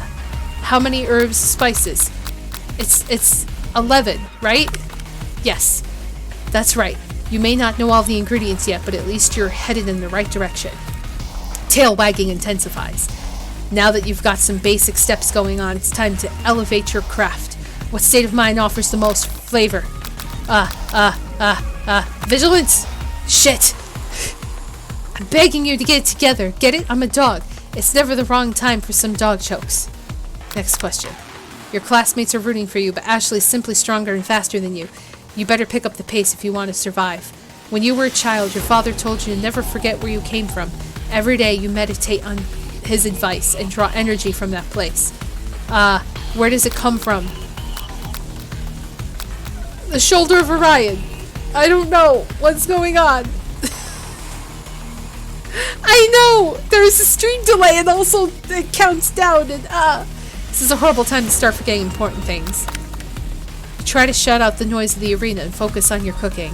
What is the sound of success? Silence. Yes. When they taste your cooking, they will be so taken that it won't be able to they won't be able to speak. You notice Colonel Sanders out of the corner of your eye. I believe in you, Cat. He's actually cheering you on, which would be awesome, except knowing he's watching you makes you totally forget what you were doing. Now all you can do is think about Colonel Sanders. How many spoonfuls of gravy would it take to fill a Victorian... What? Get your mind back into the competition. What the fuck? Grr. You were stranded on a desert island with only one dessert cookbook. Which do you take? What a hunk. I know, right? You know what? You shouldn't be focused on the challenge. You're falling behind. Sorry, forgot. Gonda. What? What does that have to do with crafting spectacular fried chicken and delicate baked biscuits? Woof woof. You're really... Oh God, this is weird. You're really struggling to keep up. In the next station over, Ashley's already begun plating elements of her dish. It's colorful and complex. To make up time, you toss your biscuit dough into a stand mixer. As you do, the crowd gasps. Yikes! Zzz. I know you love nothing more than seeing a fellow appliance utilized in the kitchen battle, but sometimes that means sacrificing the personal touch. You might not have any hands, but Cat does, and a good chef needs to be touching the dough to know it's properly mixed. There's an easy way and a hard way. You don't get far by going the easy way. When you hear everyone talking, you realize how serious your error was. You immediately shove your hand into the mixer to rescue your dough before it's overmixed. Cat, no! But you're not fast enough. Your hand gets stuck and immediately crushed by the spinning beaters. There's no way you'll be able to use that hand for the rest of the match. None of those had anything to do with anything. I know, this is ridiculous. Colonel Sanders shakes his head in shame. What you often find is that the easy way to turn out much, much more difficult. Everyone stop what you're doing right now. This battle is over. It can't be. I was so close to finishing my dish. Sweetheart, look at your hand. You simply can't go on. Aw, that's too bad. And here I am with a completed dish ready to serve. Surely that makes me the winner by default. No. It would be fair to compare the two on account of Cat's injury. You see Sprinkles begins to lick his doggy chops as he locks onto the dish. But I suppose you should at least tell us what you prepared. Well, because I'm the sweetest, I skip straight to dessert. Under this white chocolate dome, you'll find a wide array of delights, taking you on a journey of flavor that tastes good and tells a story of excellence. I was going to ask Kat to do the honor, but since you're injured, I'm afraid that pouring this creamer of delicate hot chocolate sauce might be too difficult. Colonel Sanders, if you would mind lending me your strong, steady hand. Colonel Sanders pours the hot chocolate sauce on top of the dome, causing it to melt away, revealing the ingredients hidden within. Oh God. Inside you'll find a delicate fried cheese croquette on top of a sliced honeycomb, ice cream 2 ways, tender nougat, and pearls of blueberry jelly. Jelly? Colonel Sanders seems intrigued, but perhaps not impressed as he dips his finger into the chocolate sauce. Simplicity isn't your strong suit, is it, Ashley? Oh, you! As he places a sauce-covered finger into his lips, Ashley leans over and whispers something into his ear. A dab of sauce sticks to his mustache. Internalize the rage you feel. Put yourself between Colonel Sanders and Ashley. I don't want to go all out. I'll just internalize it. That sounds more realistic. Rage burns so intensely within your eyes that they burst into flames. The flames cause your eyebrows to catch fire and turn to ash, and they fall off your face, which means people will have a hard time understanding your emotions for the rest of the semester, perhaps forever. Embarrassed and ashamed by your poor performance, not to mention your crispy, fried brow, you run for the quad to be alone. The beautiful weather feels like an insult. Inside of you, a storm rages. It's Colonel Sanders. He's probably here to tell you that he and Ashley are in love and have decided to get married. From, one experience. I have no idea what this game is.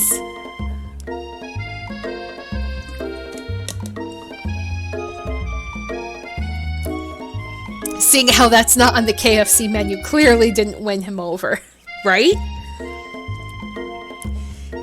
And he won't even ask you to cater his wedding because you're a terrible chef and an awful person.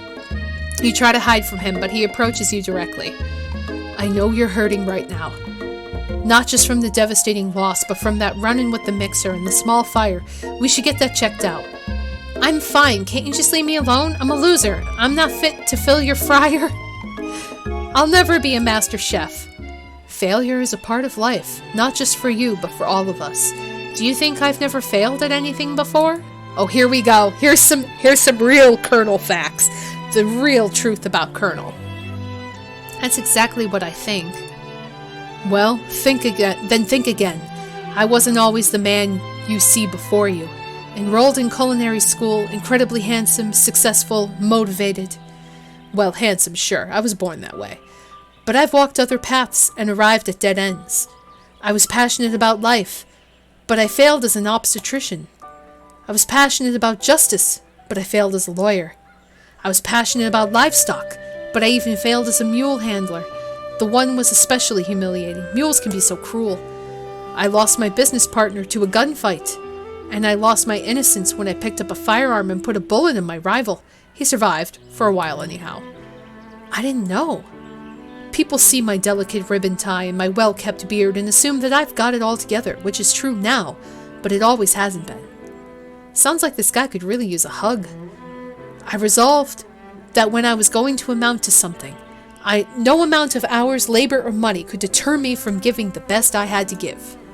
As Colonel Sanders changes focus, you can see something ignite inside him, a burning passion. One has to remember that every failure can be a stepping stone to something better. My new dream is pure, it's honest, it's something that a humble man in a crisp white suit can be proud of. I will create a new chain of chicken restaurants that will bring joy to the entire world and make up for my past misdeeds. Yay! Did he low-key admit to murder? I have no idea. Just as your moment grows intimate, you're interrupted by a threatening, shadowy presence. Battle-scarred from the night before, you prepare for the worst. It's the Spork monster. Borko? It is I. Oh, it is I. I know I said I wouldn't be back, and after the whole fight to the death thing, maybe you don't really want to see me anymore, but I just wanted to say I was wrong to attack you, and I apologize. I know what it's like always having to look over your shoulder. Monster problems, am I right? Aw, thanks, Borko. I'm glad there are no hard feelings. Getting jumped by a giant creature in the dark at night can really rile a person up. I also want to apologize for the way I switched right into attack mode. I know that you're strong, and cooking school can put a person under a lot of stress. I actually used to go to this school. I wasn't always a spork monster, you see. I don't believe it. You were human once? Well, no, I was a golden retriever, but I was still a student, until one day some mean kids with a magic spellbook cast a dark enchantment on me, and I was forever transformed. He was a golden retriever? He was a golden retriever? A magic spellbook. Precisely. I had procured a copy for myself, but somewhere along the way I've lost it. If you find such a book, I beg of you, respect it. You're a powerful chef, and I shouldn't rely on such dark and evil magic. No, you should be protecting the innocent from those who cheat them through sorcery and guile. If you need me, don't fear. I will be there. It sounds like there are some bad cooks in the kitchen of life. Cat, together, I am sure we can defeat them. Come back to my hideaway and we can discuss? A personal invite. You can't imagine what Colonel Sanders' home must be like, but it sounds like you're about to find out. Oh. Oh man, guys. We're in Colonel Sanders' home. We're in his home. Stepping inside Colonel Sanders' home, surrounded by his things, you start to feel a special bond with him. It looks like you have such an exciting life, Colonel Sanders. Every day can be adventurous, if you approach it with the right attitude. Long ago I made the decision to never stop searching, never stop working, never stop imagining. Have you been working on any new recipes of your own lately? I'm always excited to talk about food with another ambitious chef. Well, there is something. It's just a side dish I've been tinkering with, trying to find the right balance of flavors and textures. I'm not sure I've nailed it yet, but I'm close. Colonel Sanders' eye perks up as he starts to wonder what dish you might be describing. It's meant to pair with something spicy or something crispy. Perhaps both. Now you've got him right where you want him. Should you reveal your new creation to him, or keep it a secret, just for you? You know what? He told me his secret ingredient. I'm going to tell him my secret recipe. You decide that you're as ready as you'll ever be to share your original cooking with Colonel Sanders. Before you can talk yourself out of it, you decide to dive in head first. You reach into your lunch bag for a special dish you've been keeping on ice all day. I present to you my original coleslaw. The shredded cabbage dish glistens in the light of Colonel Sanders' Lux hideaway. Magnificent! Together you chow down on the creamy slaw until just a spoonful remains in the bowl. Do you mind if I hold on to the last bite? I'd like to have it around so I can admire its taste later and think back on this moment. You could offer to make him more, but it seems like he's like a very sentimental kind of guy. Sure, why not? Please, make yourself comfortable. I'll be back in just a moment. You realize that now would be the perfect time to do some snooping. Around the room are various items that you can look closer at. Each item seems to radiate memories and emotions. Tap on each item to discover more about the Colonel. Ooh. Let's look at this. This must be where he keeps the secret recipe. You think for a moment. One number is important to Colonel Sanders. Then it dawns on you. As soon as you turn the dial, To 111111, I didn't want to open it. 111111, the safe opens. Inside it, you find a single note. Can chicken be prepared sashimi style? Alright, what about this? An adorable little baby boy crawls across the floor. From the goatee and mustache combo he sports, you figure this must be Colonel Sanders himself. Why did I know she was talking about coleslaw? That, or maybe it's the drumstick that he seems to be waving like a rattle. Who frames a baby picture of just themselves? Probably the type of person who would make their own face the logo of the company they founded. Am I right? Alright, what about this one? The photo appears to be Colonel Sanders, except he's an old man visiting the pyramids of Egypt. Maybe this is where he discovered one of his secret herbs and spices. Tap on an item. What about... Well, hang on, let me try this. One of the framed photos shows an old man who looks a bit like Colonel Sanders standing with a friend. They hold fried chicken drumsticks and appear to be cheersing them. You look closely and see there's a short inscription. I wonder who my friend Pete is. About that. You take a closer look at the urn sitting on a nearby pedestal. There's a plaque on it. It's dusty, but when you wipe it off, you can read the inscription. It says, "Here lie the ashes of all my past careers and business failures." Poor guy. What about this? Ooh, you open the door to Colonel Sanders' closet and find a row of his signature white suit hanging within.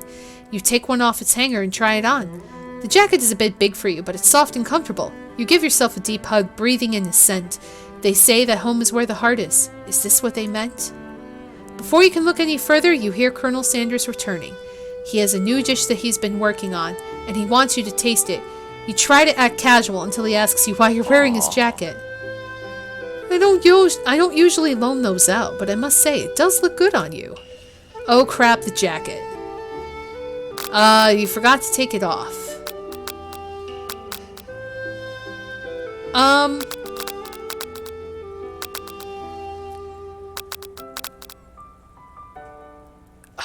Make a big move. Tell the truth. Make a big move. Truth. What should I do? Move. Truth. What should I do, guys? Fess up. One for truth.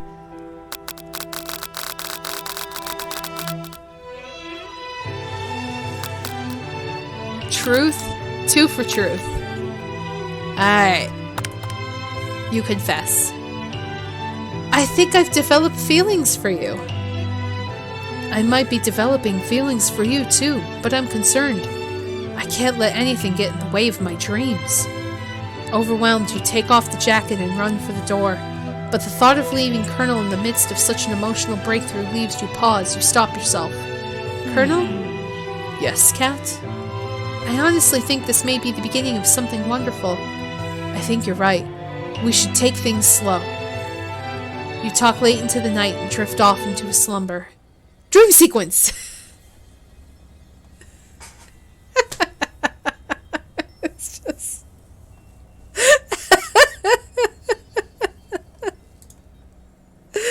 You awake to a beautiful morning in Colonel Sanders' hideaway. Did you make the right decision on how to respond to Colonel Sanders? Only time will truly tell. Today is a day that could change the rest of your life. Your thoughts are interrupted when Colonel Sanders emerges into the room. He's holding a gorgeously plated breakfast, and your mouth waters at the sight of it. Here's a simple breakfast I just whipped up. Chicken and biscuits. It's meticulous. You taste Colonel Sanders' food, and it takes you on a journey.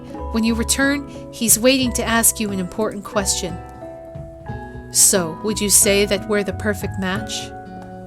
How presumptuous. My cuisine and your taste buds, that is. Such confidence, such grace. Could it be the world's greatest gift to cookery?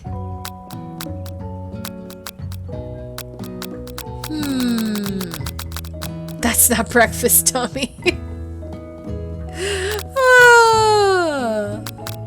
Let us flatter him. You know, I think we might make a great team. A single tear begins to pool in the corner of his eye as he gazes out the window. And with the right business partner, I know I can't fail. Business partner? Could he be talking to you? It's all happening so quickly. Overcome with emotion and confused by your feelings, you're on the verge of tears, unable to speak. The only answer you can find is to run to the door and get home. There's still one more day of school after all. The University of Cooking School Academy for Learning waits for no one. You get home to find something very surprising. Your best friend is there waiting for you. Where have you been? Because I had one heck of a night. I've been desperate to talk to you about it, but I couldn't find you. I got worried that something had happened to you. It's okay, But now that it turns out you're fine, I could totally get you up to speed on the saga of Miriam. Sure, but you will not believe what happened to me after school yesterday. I went on a date. I think I can believe that. Since I've been partnered up with Clank, he asked me to go out with him. Of course I told him, you'd better keep your dials turned to polite and respectful. I'm not that kind of girl. But he was just interested in spending some one-on-one time together and getting to know me. So I said, yeah, sure. I could get to know the little metallic guy. Long story short, he took me skydiving with his friends.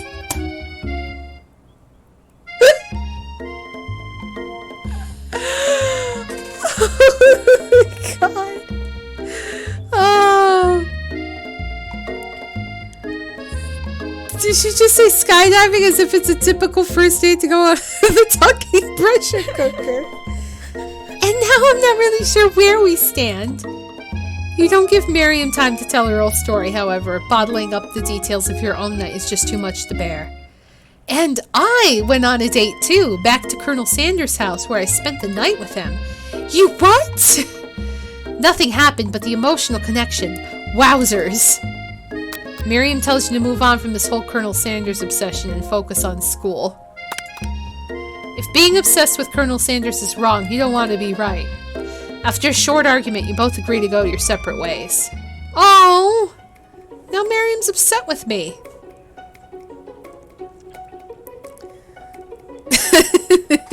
She went with her fucking... Our friend's dating a pressure cooker. I'm dating the Colonel. When you arrive at school, you encounter your rivals in the quad. You can tell from a distance they're picking on Pop, even though he himself might not quite grasp that fact. Because you know, he's Pop.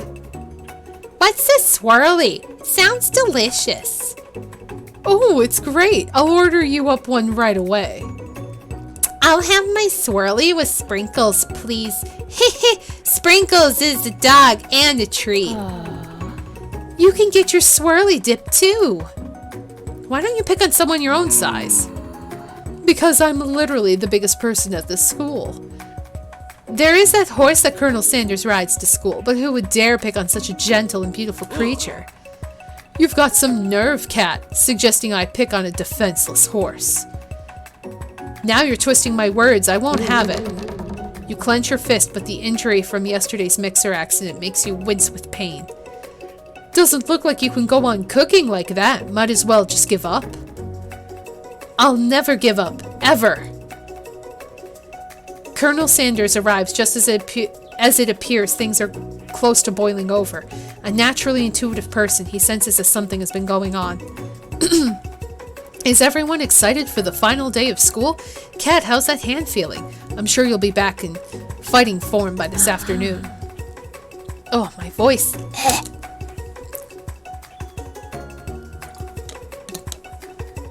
Also, I don't know if you can see this down here. She has drumsticks on her socks, her stockings. Like, just on one leg. It's really weird. Aren't you concerned about my hands, Colonel? Yesterday I almost broke a nail winning so hard. Technically, I don't believe a winner was decided, but your presentation was quite impressive. What is he doing complimenting her?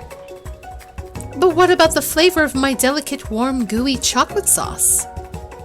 It was clear that you're passionate about how your food is received. That's a lot of words to say. It was bland.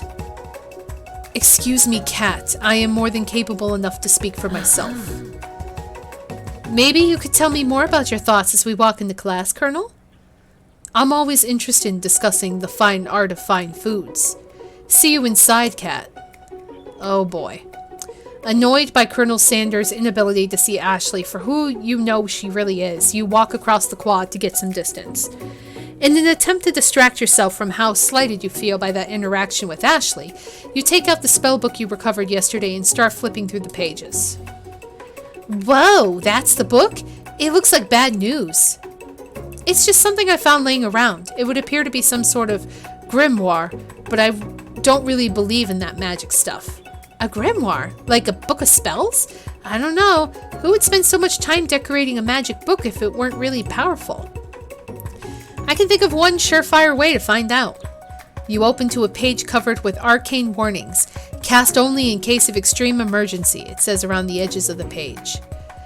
I could use this spell here and says it will erase anyone I choose from all of my memories. If I scrub out Colonel Sanders, it would probably help me focus better on the upcoming final exam. That is way drastic.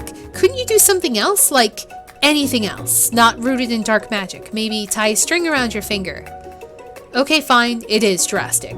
But desperate times call for desperate measures. You've got a memory erasing spell sitting right in front of you, and a pretty good excuse to try it out. What? Why? What? No! No! We were told the secret recipe. You can't just... No! No, I'm not doing it. Take your friend's advice and put the book away. It's almost time for class. It's just stupid. Sprinkles is already in the room, waiting for the students to arrive. He clears his voice and makes a quick announcement.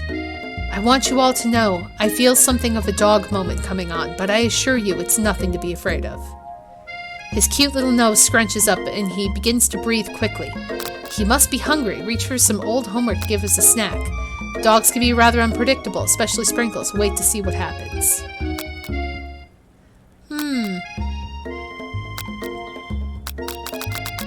What should I do? Wait? Or give him a snack?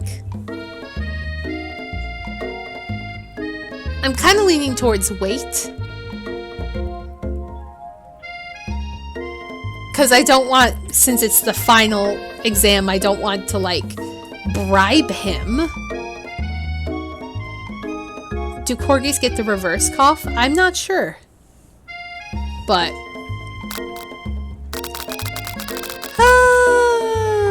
let's wait to see what happens, I think. Sprinkle stops in his tracks. He focuses in on the window. The room is deadly silent. When you follow his gaze, you see a tiny orange squirrel perched up on the cherry tree outside. Sprinkles turns feral and runs to the window of the classroom. He begins barking uncontrollably at the squirrel outside. Terrence! I told you to never come back here, Terrence! I will destroy you, Terrence! Sprinkles is barking furiously, drool flying off of his face. The squirrel looks over, but he doesn't say anything back. You wonder, is that even a talking squirrel? Who named him Terrence? You'd better not show your chubby cheeks around here ever again. After Sprinkles is satisfied that his presence has been felt, not only Terrence, but any other squirrel in hearing distance, he returns to his professional tone. I apologize for the outburst. This actually brings up an important point. Thank you, Cat, for reminding me to dole out his indispensable bit of wisdom. You see, before he can go any further, Miriam's love drama spills over into the class. Sprinkles is interrupted by whirs and sparks coming from the back of the room. I told you to save it for after class. Aww. You think I wanted to be thrown from a plane strapped to a stranger? Miriam and Clank appear to be arguing, but you still haven't learned to speak Clank's language of mechanical noises. But no, you had to show off to your cool kid friends Jeff and Joan, J&J forever. Watch us form a triangle in midair as we descend. Triangles are the strongest shape, don't you know? Yeah, well, that doesn't make it a great date. Then take Jeff and Joan with you. You can all hold hands and pedal down the mountain or off a cliff for all I care. Aww. Clank begins to shudder. Steam pours out of the gaps in his panels and then a loud ding stops him in his tracks. Uh-oh. Did he break? Oh no, Miriam! No amount of seasoning is going to make me want to eat that Clank. Oh god. Clank burps out a completely deep-fried sneaker, considering that he himself has wheels, not feet. It is not entirely clear where it came from. In terms of deep-fried footwear, I guess it looks okay? Clank slowly rolls out of the room to be alone with his shoe. Everyone tries to pretend like they didn't see that entire thing go down. Nothing like a loud public breakup to cast a pall over the final day of school. Well, that was unfortunate.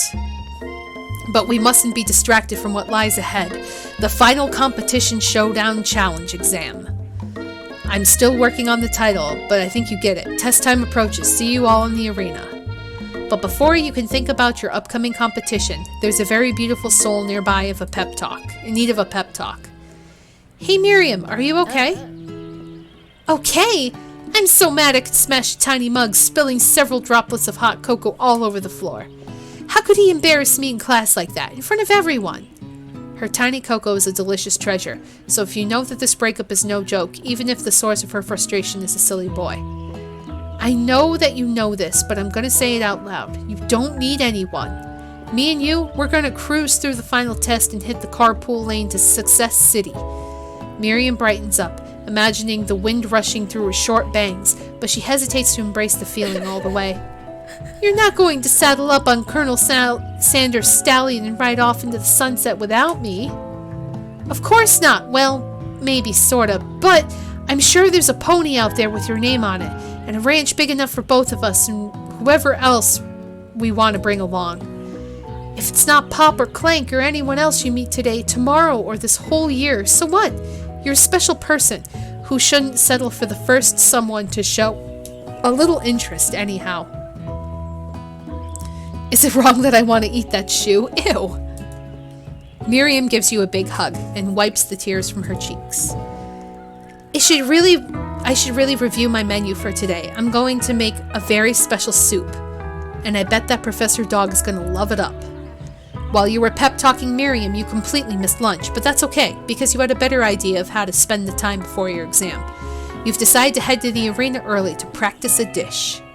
This is it, the location of your final challenge. A test of will, a test of courage, a test of talent.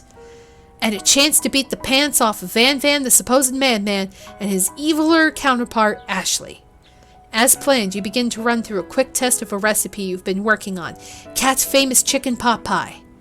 After practicing for months, making this dish comes second nature to you, and you're able to quickly get a fresh pot pie in the oven. But as soon as you do, your cram session is interrupted by Colonel Sanders. Cat, what are you doing here? There's still time before the final exam. Oh, just taking it all in. I'm big into visualizing success. I'm looking at my station and picturing victory. The pot pie has begun to bake, and the smell is slowly filling the space around you. Visualizing, huh? That's too bad. I was hoping you were here cooking something delicious. You'd usually happily share your food with anyone who is hungry, but the last time you let Colonel Sanders get in your head, it cost you a cook-off. You decide that it's time to put your cooking above your romantic desires, but that decision gets hard to stick to when the oven timer goes off behind you. Ignore it. Let's just fess up. Okay, you got me. I'm doing a little bit more than visualizing. I know. My nose can smell a pot pie from 400 yards. That's an oddly specific distance, but you expect nothing less from such an oddly specific man. You knew it was a pot pie just from the smell? Not just a pot pie, but a chicken pot pie, with an all-butter crust. And my nose is telling me something else. Oh no, is it burning? Haha, no. I could smell that it was made with a heaping helping of TLC. But it'll probably start burning any second if you don't put it out. The moment of truth. Wow. It's the best pot pie I've ever tasted. And I've always loved country cooking, and I could eat this all day. There's no time left. The final showdown is about to begin. Sprinkles lays down the ground rules. There are no rules. That is, except to cook with everything you've got.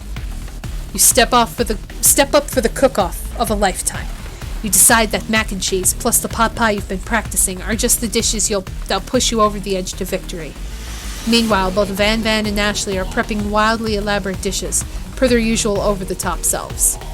Miriam has her giant magnifying glass and several sets of tweezers. She's definitely prepared to go big going small. Colonel Sanders seems to be harnessing his 11 herbs and spices, but he's trying to find a way to improve on something perfect. His original recipe fried chicken. The intensity in the room starts at full 10 out of 10 with a frenzy of action.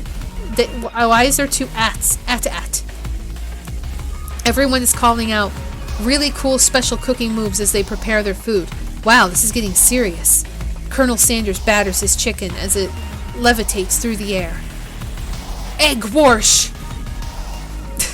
Miriam furiously injects ingredients into an itty-bitty pot of broth.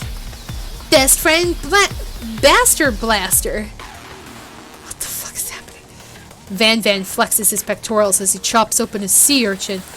Let's rock and roid! My nose has not stopped itching this entire time. Ooh! Ashley scoops up her pastries off the tray with lightning speed. Shallow personality spatula! Even Clank gets in on it. 5-dial pressure point chicken cooking technique. Wait, when did Clank learn to speak English? It's the singularity as was foretold. We mustn't let it happen, or the appliance uprising will take us all. Self-destruct. Van quickly unplugs Clank and rolls him out the back door of the arena. As you frantically prepare your dish, you notice Ashley has her spellbook out. Is she going to use some dark magic to turn the tide? You've got a book of your own, and you're desperate not to see her win another battle. Should you take this opportunity to fight magic with magic, even if it's almost certainly evil magic? No, we're going to do it the hard way. Who needs magic when you've got passion? I'm going to do it the hard way. Colonel Sanders sees you've chosen to win on your own terms, and he gives you a subtle wink from across the room. I believe in you, Cat. Miriam notices too. And I've always believed in you, Cat, since we were little kids, because I'm your best friend forever. You turn to notice that Miriam is at your station, cheering for you. Miriam, what about your dish? If you're here cheering, who's cooking? Tiny food, short cook time. I'm actually already done, so I thought I'd help you. Yes, what the F is happening? I have no idea. Oh god. My voice is not going to survive the rest of this.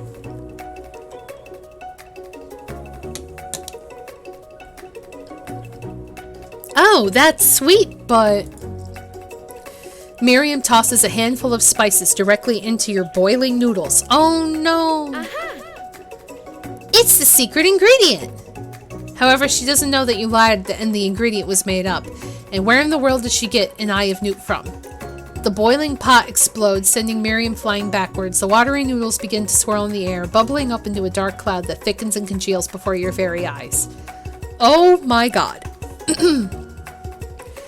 It is I, Steve, the spork monster. Steve?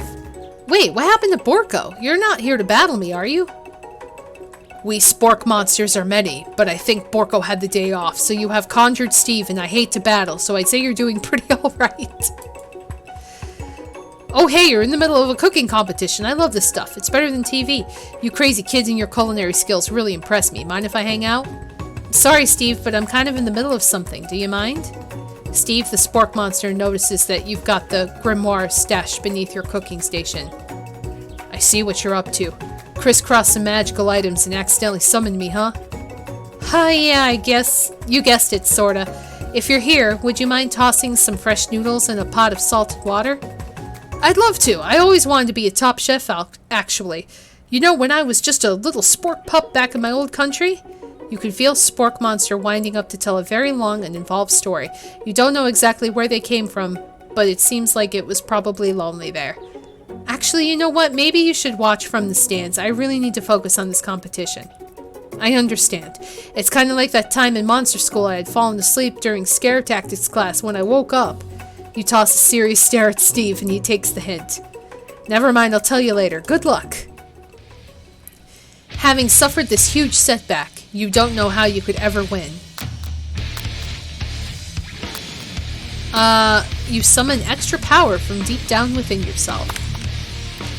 I can do this. I have what it takes. I came here to win. Your hair turns mac and cheese orange as culinary energy flows through your body. My heart is pure. My hands are steady. My taste buds have been preparing their entire lives for... Yes, Cat, you are the chosen one. You will avenge me. The power you've been summoning immediately fades back out. You interrupted my inspiring monologue. Sorry. My heart is pure. My hands are steady. My taste buds have been preparing their entire lives for this moment. I will show the world my cookery.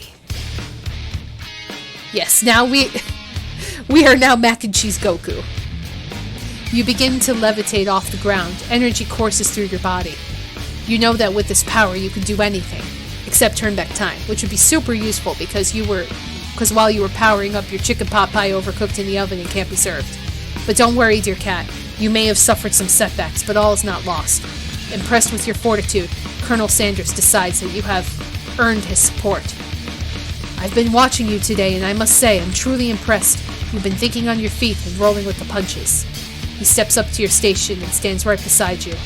I'm here to help. And all you've managed to make is mac and cheese, and time's almost up, so you're going to need it. But Colonel Sanders, what about the test? What will happen to you? What about the rules? Following the rules has never really been my thing. I follow my heart. What a guy.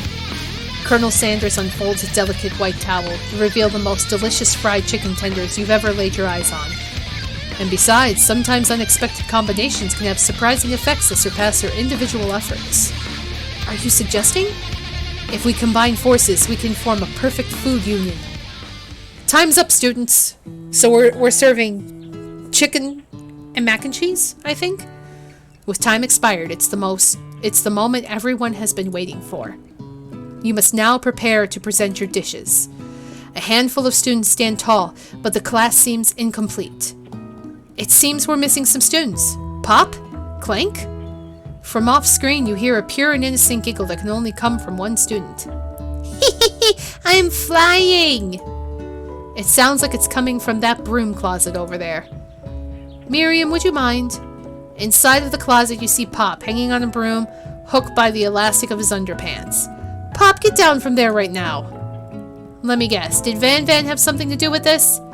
When someone asks for a wedgie, who am I to refuse? I thought a wedgie was a salad. It looks like Pop is eliminated from the challenge, seeing how he didn't cook anything. I can't feel my legs. May I be excused? Sure. You kids and your pranks. I must say, it's not the worst prank in UCSAL history, but it's not exactly yearbook material. Wait a second. Pranks. Clank! Where did that pressure cooker roll off to? You wait to hear a signature word, beep, or other onomatopoeia, but there's none. Somehow he must have gotten unplugged, I guess. We'll have to figure that out later. That only leaves 4 remaining students. Please collect your final projects. Yes, it has been a long semester. Wow, 3 whole days long. But after days of hard work, the time has come for me to eat. Miriam, please step forward. Now, describe your dish. I've made... Oh God.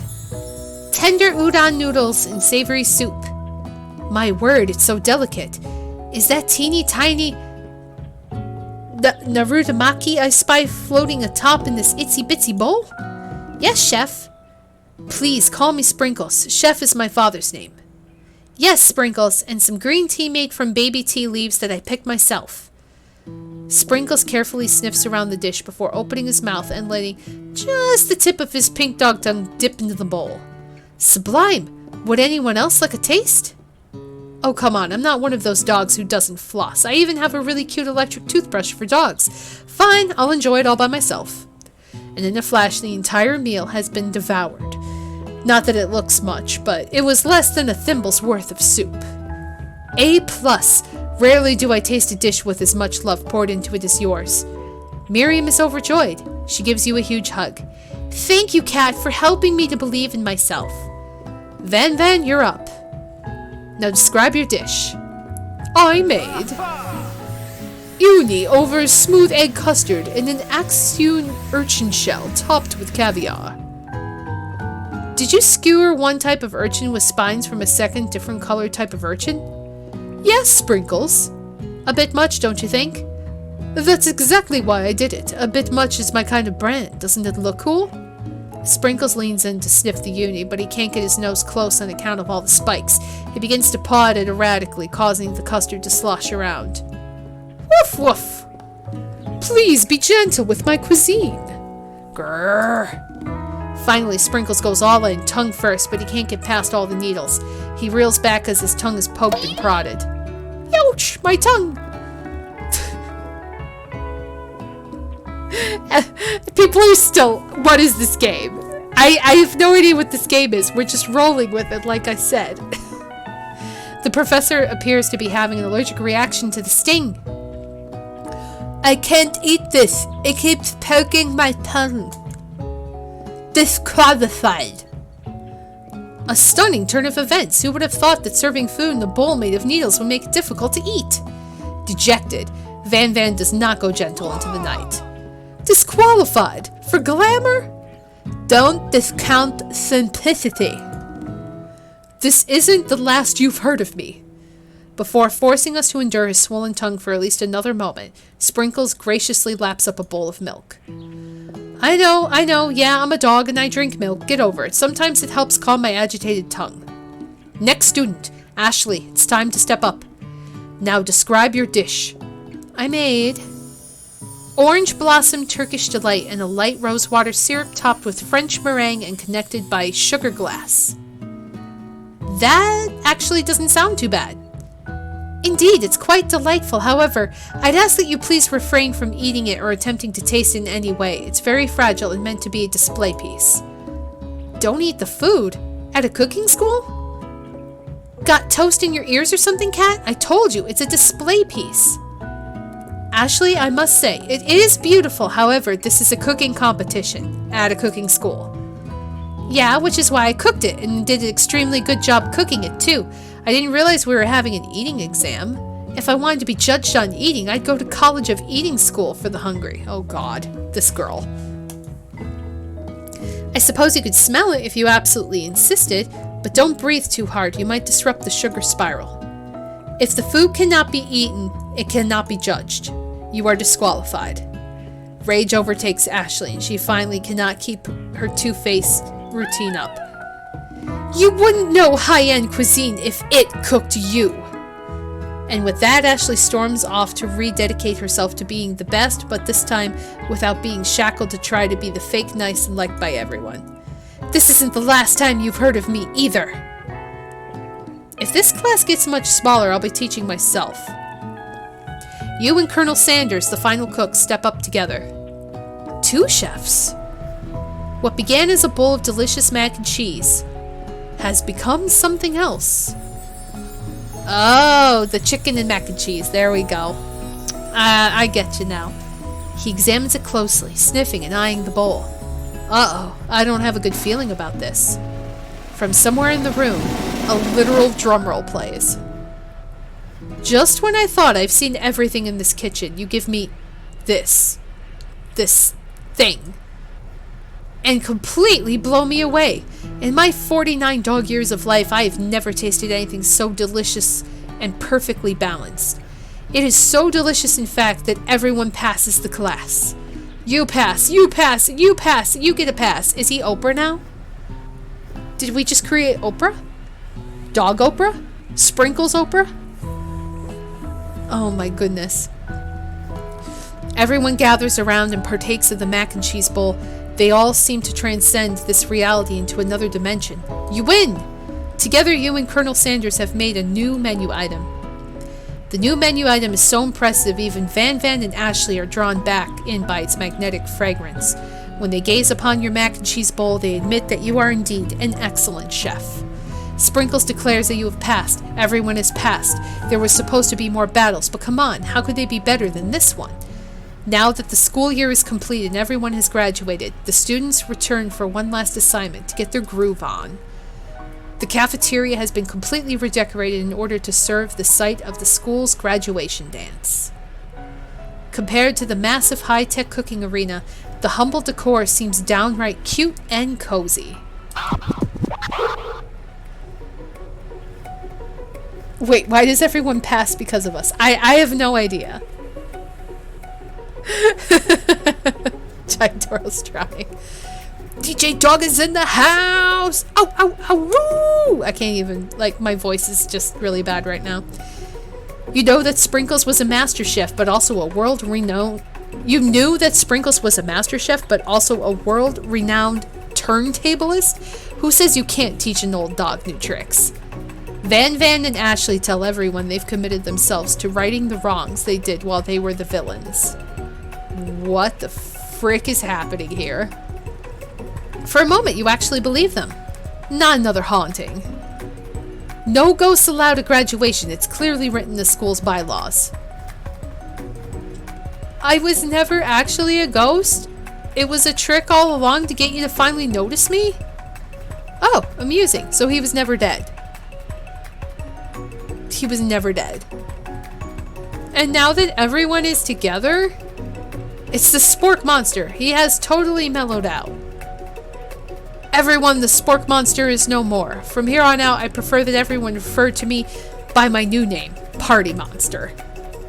Student tries to finish what he had to say, but everyone's too wrapped up talking to Spork. Sorry, Party Monster. Dejected, student walks off. Maybe things didn't work out for Miriam romantically, but she did find love in her cooking, and you know she's going to do great. A red carpet rolls out across the floor of the ballroom. It's like a Hollywood movie premiere. Who could command such an entrance? It's Pop. He's arrived late to the dance, but apparently for good reason. Walking the carpet, you see perched atop his dirty chef's hat. A crown? Welcome back, Pop. I know you weren't able to complete the final exam and accepted your diploma, but so we had it mailed directly to your father. We figured it was the least we could do for the school's dean. Oh, now I get it. And we get a new wing on the school, not to mention the honor of educating the son of Chancellor of such and such. The music and the dance is interrupted by the sound of sparking and electrical hissing. It's Clank, who has arrived late to the dance. Now that I have graduated, I can reveal my truth. Whoa, he's still doing the talking thing. I am Clank, and I am not of this earth, and I am actually from a faraway planet in another dimension. What? What? I actually feel like I knew this whole time. Now that I have learned the ways of your kind, I must return. Miriam, will you come with me? I don't know what to say. Besides, no, obviously. I've just begun to learn who I really am, and this isn't the time for me to devote my life to figuring out who you are, Clank. You're blown away by Miriam's maturity. It's pretty clear she has managed to surpass you in that regard. I understand, kind of. Humans are weird. A portal opens up and Clank disappears through it. Finally, Colonel Sanders arrives. Whoa! He took off his apron, guys. I don't know if I'm ready to see this beauty. He's taken off his apron. Howdy, classmates. Just like the first day you met him, he has come prepared to feed the entire class. However, it's not enough to just give them a bucket of chicken. This time, it's a full meal. Well, look at that. I didn't get to be the most famous chicken man in the history of chicken and man by not reminding people to go out and buy my chicken. The end? No, it's not the end. As everyone feasts their delicious chicken dinner, Colonel Sanders finds you and sitting at the edge of the dance floor. Colonel Sanders? Yes, Kat? I couldn't help but wonder. Was our final exam team-up purely an act of strategy carried out by two cunning chefs? Or was it something more?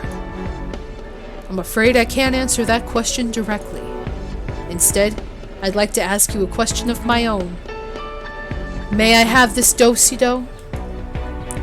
Colonel Sanders extends his hand to you, and you feel a surge of energy jump off the tips of his fingers. His hand, the hand of a master chef, so dedicated to the craft of fine cookery, so tender yet refined, so milky smooth, fingers like finely battered drumsticks, turned in flour, soaked in buttermilk, and dusted with exotic spices. But they do not reach for tongs, a knife, or even a spork. Tonight they reach for you. And although our feet may tire of dancing, I believe that this is just the beginning of our first steps together. Colonel Sanders, will you not only join me on the dance floor, but in the kitchen as my co-chef and partner, in both business and in life? You gasp. Could it be? Is he really saying? Me? And you? Together? Ever since I met you, my dream has changed. It's not enough to simply open the world's greatest chain of fried chicken restaurants. No, even then, my life would be incomplete without you by my side. So what do you say, partner? I say, I love you, Colonel Sanders. The end.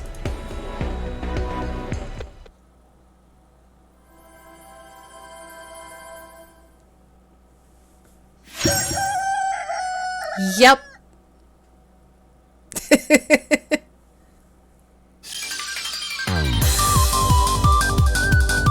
Oh my god.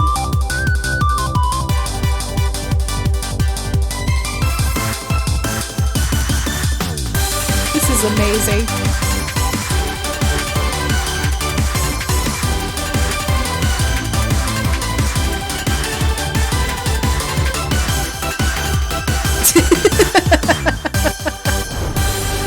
It is like a whole anime opening. It's amazing. Oh, God. Well, and that was that. And that is the story of how I became the co-chef of KFC.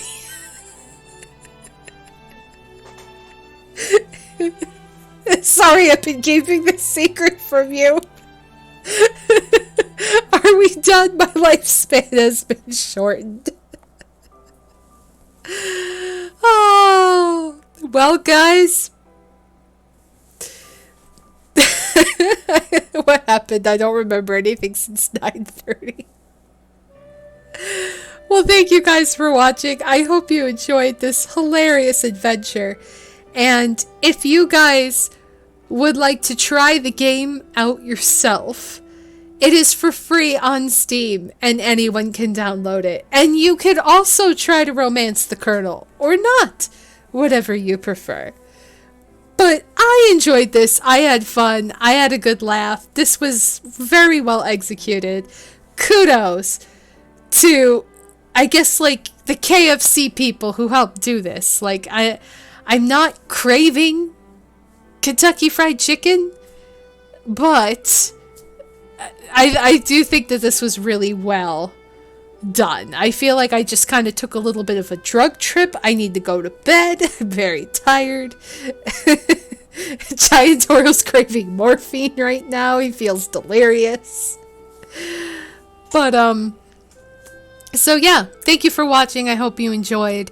And then next time, we will finish more Man of Medan. So until then, take care everyone. Have a great night. And bye-bye.